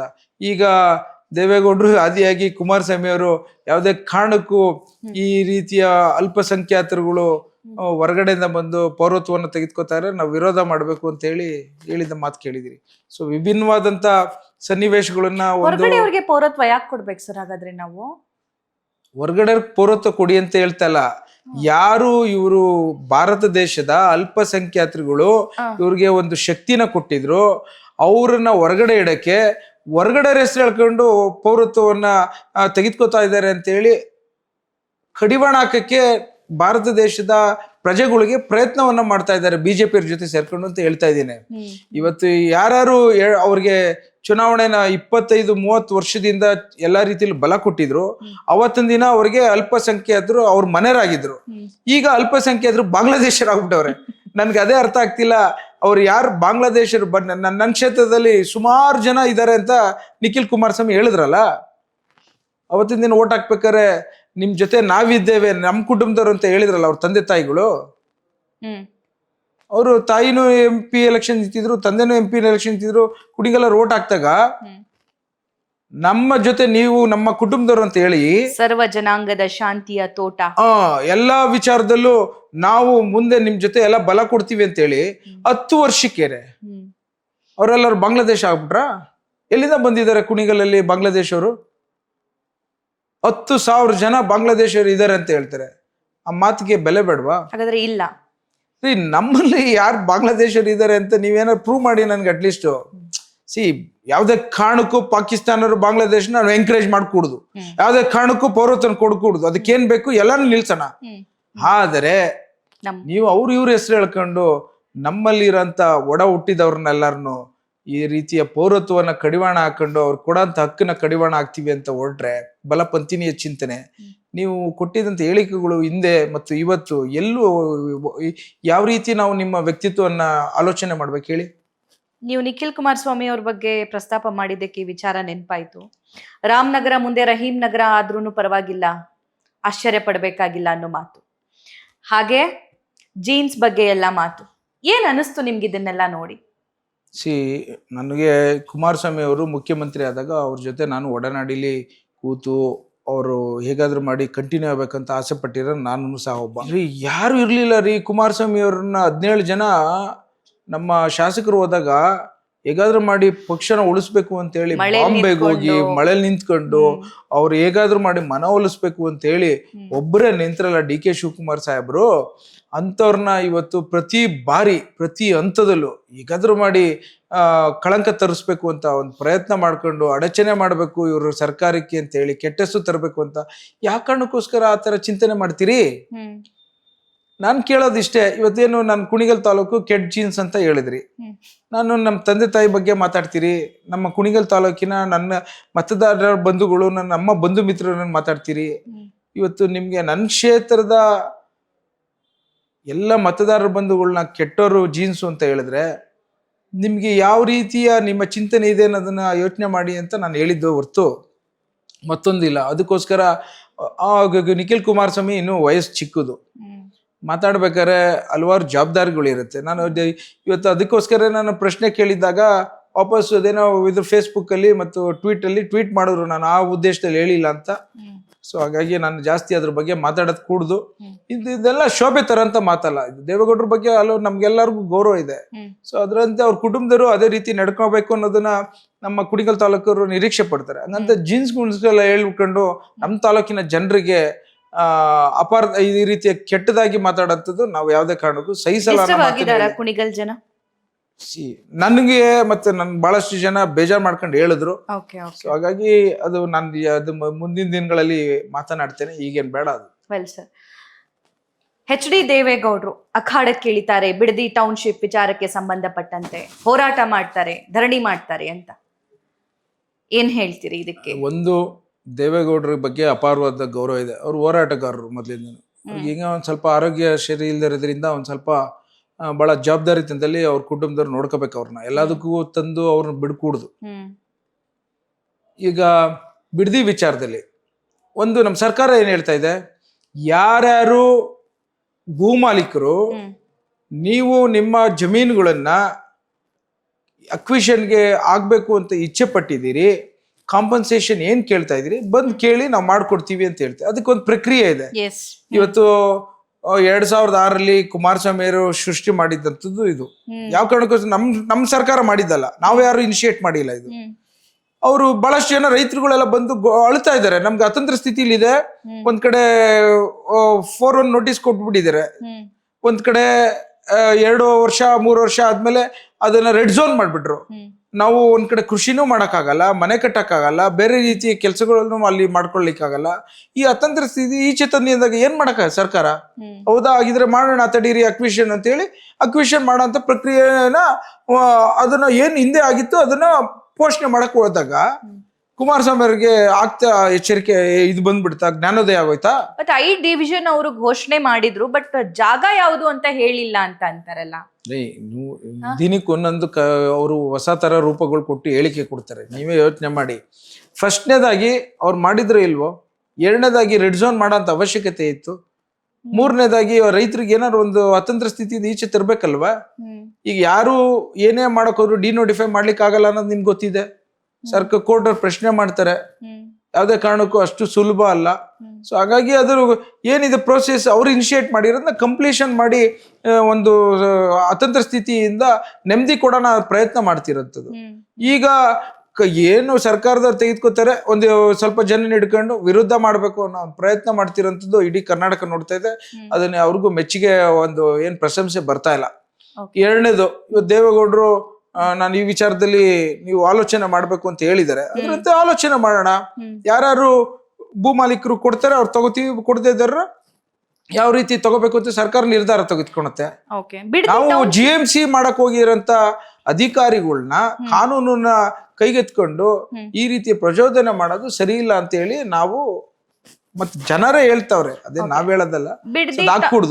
ಬಿಡ್ದಿ ಟೌನ್ಶಿಪ್ ವಿಚಾರಕ್ಕೆ ಸಂಬಂಧಪಟ್ಟಕ್ಕೆ ಯಾಕಿಷ್ಟು ಹಠ ಮಾಡ್ತಿದ್ದಾರೆ DK ಶಿವಕುಮಾರ್, ಅಥವಾ ಸರ್ಕಾರ ಯಾಕಿಷ್ಟು ಹಠ ಮಾಡ್ತಾರೆ? ಹಠ ಮಾಡ್ತಿರೋದು DK ಶಿವಕುಮಾರ್ ಸಾಹೇಬ್ರಲ್ಲ, ಹಠ ಮಾಡ್ತಿರೋ ರೈತರುಗಳು ಬಂದು ತುಂಬಾ ಒತ್ತಡ ಆಗ್ತಾ ಇದಾರೆ.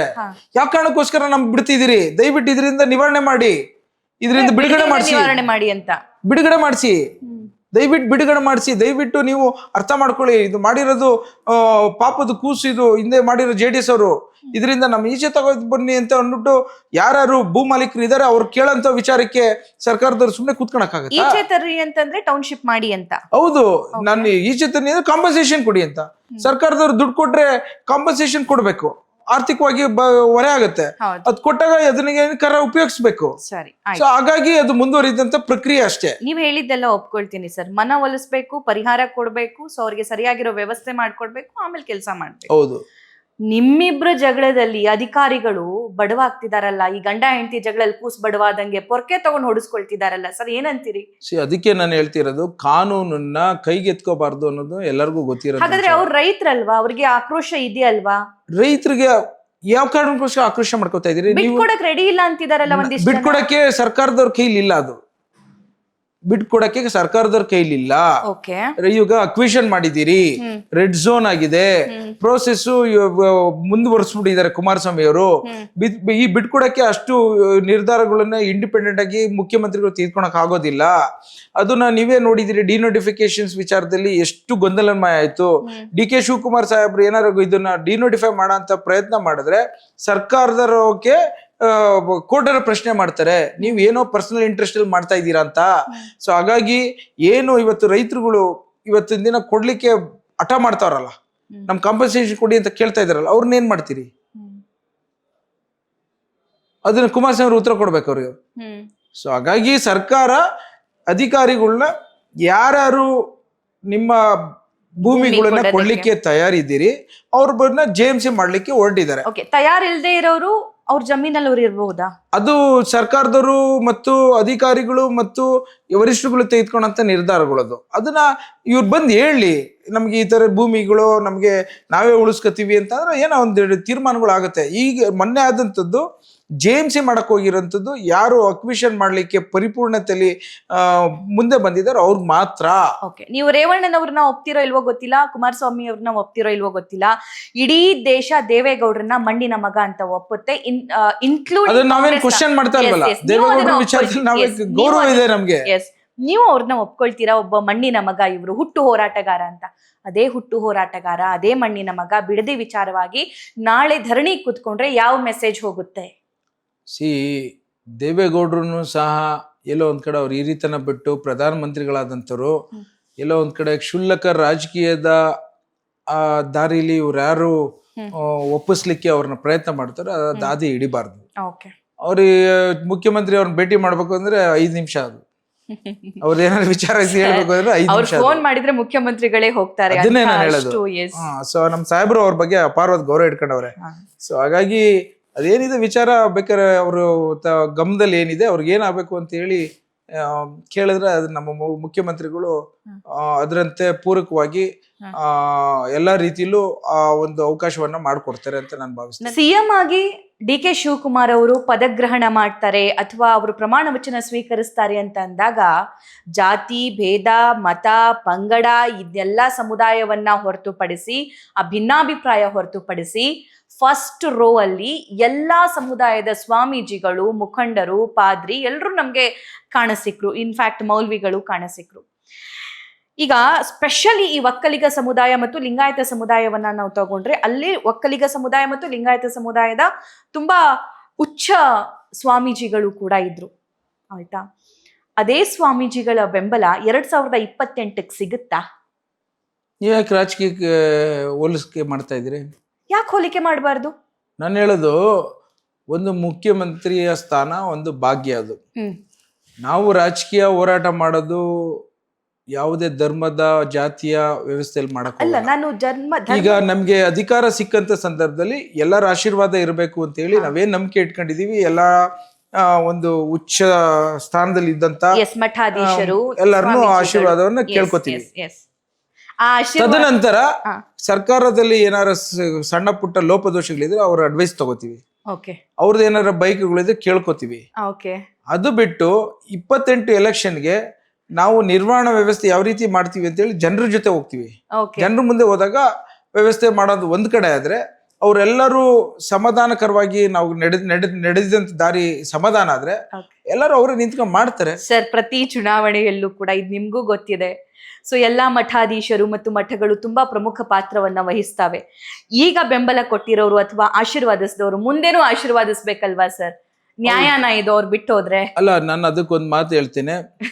ಈಗ ಅವ್ರದ್ದು ಅದು ವೈಯಕ್ತಿಕ, ಅದು ನಾವು ನಮ್ಮ ಕರ್ತವ್ಯನ ಏನ್ ಮಾಡ್ತೀವಿ ಅನ್ನೋದು ಇಂಪಾರ್ಟೆಂಟ್, ಮುಖ್ಯವಾದಂತ ಅಂಶ. ಅವ್ರಿಗೆ ಎಲ್ಲರನ್ನು ಮನವೊಲಿಸಿ ಸಮಾಜದ ಒಂದು ಏನು ಜಾತ್ಯತೀತ ತತ್ವ ಇದೆ, ಸಿದ್ಧಾಂತ ಕಾಂಗ್ರೆಸ್ ಪಕ್ಷದ್ದು, ಅದರಂತೆ ನಾವು ಹೆಜ್ಜೆ ಇಟ್ಕೊಂಡು ಹೋಗಿ ಯಾರಿಗೂ ತೊಂದರೆ ಆಗದಂಗೆ, ನೋವಾಗದಂಗೆ ಎಲ್ಲರಿಗೂ ಸಹಕಾರ ಕೊಡಬೇಕು ಅನ್ನೋದೇ ಒಂದೇ ನಮ್ ಗುರಿ. ಹಾಗಾಗಿ ಅದ ನಂತರ ಅವರು ಅದನ್ನ ವೈಯಕ್ತಿಕವಾಗಿ ಏನ್ ನಿರ್ಧಾರ ತೆಗೆದುಕೊಳ್ತಾರೆ ನೋಡೋಣ. ವೆಲ್, ಡಿ.ಕೆ. ಶಿವಕುಮಾರ್ ಅವ್ರನ್ನ ಯಾವಾಗ ಭೇಟಿ ಮಾಡಿದ್ರಿ? ನೆನ್ನೆನೆ ಅನ್ಬೇಡಿ, ಇಲ್ಲ ಬೆಳಗ್ಗೆನೆ ಅನ್ಬೇಡಿ. ಅಲ್ಲ, ಭೇಟಿ ಯಾವ ಮಾಡಿದ್ರಿ ಅಂತ ನಾನೇನ್ ಹೇಳಿ. ನಾವು ಈಗ 2 ದಿನಕ್ಕೊಮ್ಮೆ 3 ದಿನಕ್ಕೊಮ್ಮೆ ಭೇಟಿ ಮಾಡ್ತಾ ಇರ್ತೀನಿ. ಸೊ ಹಾಗಾಗಿ ನಮ್ದೇನ್ ವಿಚಾರಗಳು, ಆಚೆಗಳು, ಏನೇನು ಯಾರ್ಯಾರ್ದು ಕೋರಿಕೆಗಳು, ಬಂದಿರೋಂತ ಸಮಸ್ಯೆಗಳನ್ನ ಸಾಹೇಬ್ರ ಹತ್ರ ಹೇಳ್ತಿರ್ತೀವಿ. ಸೊ ಈಗ ನಡುವೆ ಒಂದ್ ಸ್ವಲ್ಪ ಮುಖ್ಯಮಂತ್ರಿ ಆದ್ಮೇಲೆ ತುಂಬಾ ಬ್ಯುಸಿ ಆಗ್ಬಿಟ್ಟಿದ್ದಾರೆ. ಸೊ ಅವರು ಬಹಳಷ್ಟು ಜನಕ್ಕೆ ಅವರ ಸಮಯಾವಕಾಶ ಬೇಕಾಗಿದೆ. ಸೊ ಹಾಗಾಗಿ ನಾವು ಇವಾಗ ಜಾಸ್ತಿ ಡಿಸ್ಟರ್ಬ್ ಮಾಡಬಾರ್ದು ಅಂತ ನನ್ನ ಕ್ಷೇತ್ರಕ್ಕೆ ಸೀಮಿತವಾಗಿ ಕೆಲಸ ಮಾಡ್ಲಿಕ್ಕೆ ಇವತ್ತು ನೋಡ್ತಿದ್ರಿ ಎಷ್ಟು ಜನ ಇದಾರೆ ಅಂತ. ಎವ್ರಿ ಡೇ ಮಾರ್ನಿಂಗ್ ತುಂಬಾ ಜನ ಬರ್ತಾರೆ. ಅವ್ರ ನಿರೀಕ್ಷೆಗಳು ಜಾಸ್ತಿ ಆಗ್ಬಿಟ್ಟಿದೆ. ಯಾರತ್ರ ಹೇಳ್ಕೊಳೋದು? ಎಲ್ಲವೂ ನಾವು ಮಾಡ್ಲಿಕ್ಕೆ ಆಗಲ್ಲ. ನಾನೊಬ್ಬ ಸಾಮಾನ್ಯ ಕಾಂಗ್ರೆಸ್ಸಿನ ಕಾರ್ಯಕರ್ತನಾಗಿ ನನ್ನ ಕ್ಷೇತ್ರಕ್ಕೆ ಸಂಬಂಧಿತವಾದಂತ ಶಾಸಕತನ ಮಾಡ್ಬೋದು. ಅವರು ಇಡೀ ಕರ್ನಾಟಕದ ಆಸೆಗಳನ್ನೆಲ್ಲ ತಂದು ಹೇಳ್ತಾ ಇರ್ತಾರೆ. ಅದನ್ನ ಆದಷ್ಟು ಯಾರಿಗೂ ನೋವಾಗ್ದಲೆ ನನ್ನ ಇತಿಮಿತಿನ ಏನ್ ಅವ್ರಿಗೆ ಮನ್ಸ್ಗೆ ಹಾಕಿ ಆಗಂತ ಕೆಲಸ ಮಾಡ್ಬೋದು ಅಂತ ಹೇಳ್ಬೋದು. ಆಗದಿರಂತ ಕೆಲಸನ ಅವ್ರಿಗೆ ಮಾಡಕ್ಕಾಗಲ್ಲ ಅಂತ ಹೇಳಿ ಕಳಿಸ್ಬೇಕು. ಕರ್ನಾಟಕ ರಾಜ್ಯದ ಮುಖ್ಯಮಂತ್ರಿಗಳು ನಿಮ್ಮ ಕೋ ಬ್ರದರ್. ಸೊ ಏನ್ ಅನ್ಸುತ್ತೆ ಅಂದ್ರೆ, ರಾಜಕೀಯವನ್ನ ಹೊರತುಪಡಿಸಿ ನಾವು ಮಾತಾಡೋದಾದ್ರೆ ನಿಮ್ಮ ಸಂಬಂಧಿಕರು, ಮನೆಯವರು? ಇಲ್ಲ, ನಾನು ಒಂದು ಮಾತನ್ನ ಹೇಳಿಕ್ಕೆ ಇಚ್ಛೆ ಪಡ್ತೇನೆ. ಇದು